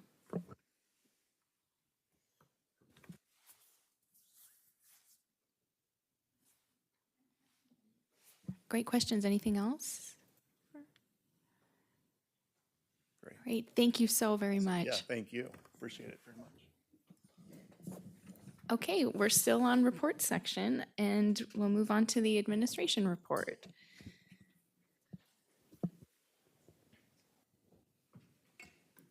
So in your board packets, you have the operational plan for the first reading. I apologize for the formatting. As kind of indicated in the memo, we're putting it into a different kind of strategy platform just so we can be more aligned in terms of goals, as kind of was referenced by one of the speakers earlier as well, that making sure that the work that we're doing really kind of measures back and ties back to the results that you monitor in the strategic plan through your annual basis. Just given the length of this meeting and the fact that this is the first reading and an opportunity for board members to provide feedback, I probably won't go into the operational plan or any specifics as much this time around as I probably will next time around. But we are kind of working with tech support, so maybe by the next board meeting we can get a better looking document, hopefully, for that platform. But if not, we'll be able to present it here and then take any feedback. If board members do have feedback on the operational plan or any of the items or the measures that are suggested within that, please use the opportunity between the board members, between the board meetings to provide feedback to administration so we can make those changes. Ultimately, our goal as administration is to be aligned. That's a word that I know staff probably hears me say a lot, but it's also to make sure that we're really proactive in giving board members an opportunity to say, when you're monitoring the success of our organization or our strategic plan, when we do our result monitoring, here's the indicators that we want, and here's the work that we're doing to get to that indicator. So this really is that opportunity to make sure that we're very clear and administration and the board have clarity in terms of what does progress look like when you're monitoring the strategic results and making sure that we're all working towards the same goal. So if you have any questions or concerns, please use this opportunity to give us that feedback between now and then the next board meeting. Thank you, Dr. Gandhi. Any questions or comments about the first read? Okay, if there aren't any, we'll move on to the consent agenda, and I'd look for a motion. Yes, Seth? I move approval of the consent agenda. Second. Great, thank you. Moved by Seth and seconded by Namal. Any discussion? Okay, all those in favor, please say yes. Yes. Any opposed, same sign. Okay, thank you very much. Consent agenda passes.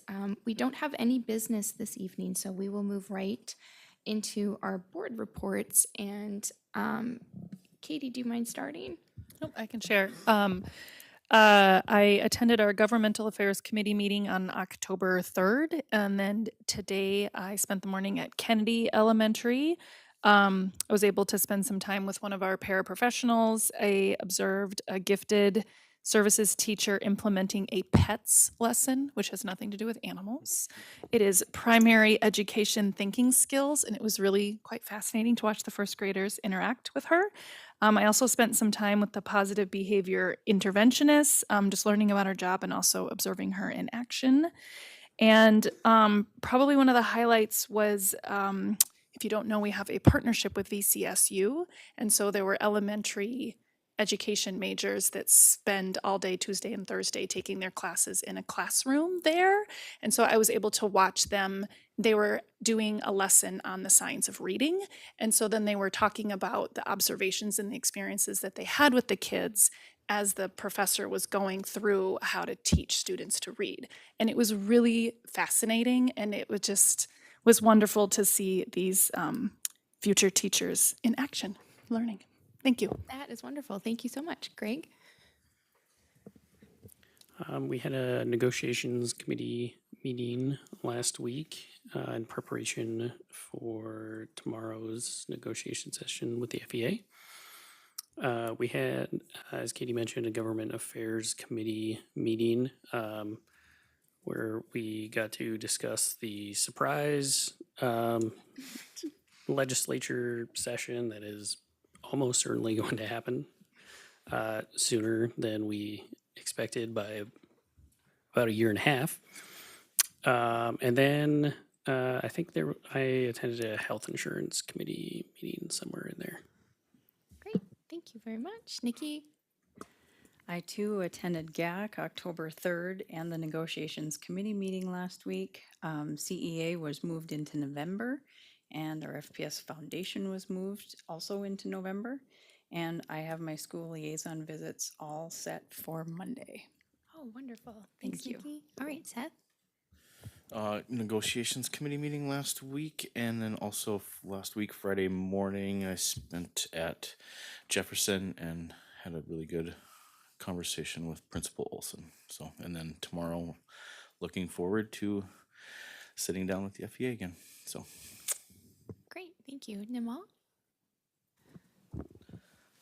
I too attended the GAC committee.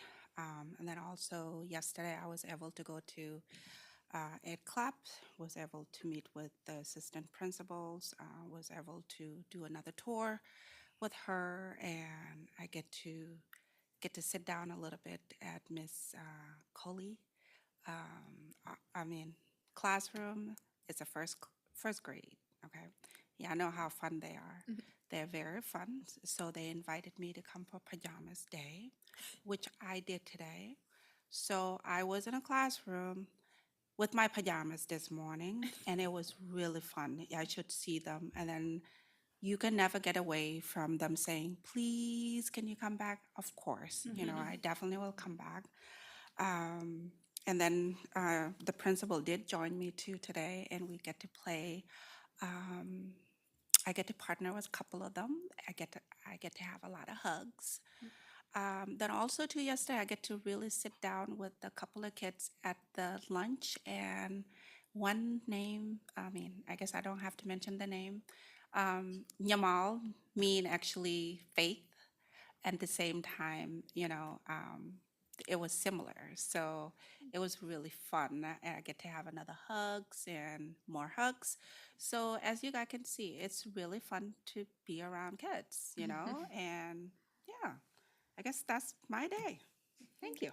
Wonderful. Thank you so much, Dr. Newman. I have nothing to report. Thanks. All right, thanks. So mine's pretty short as well.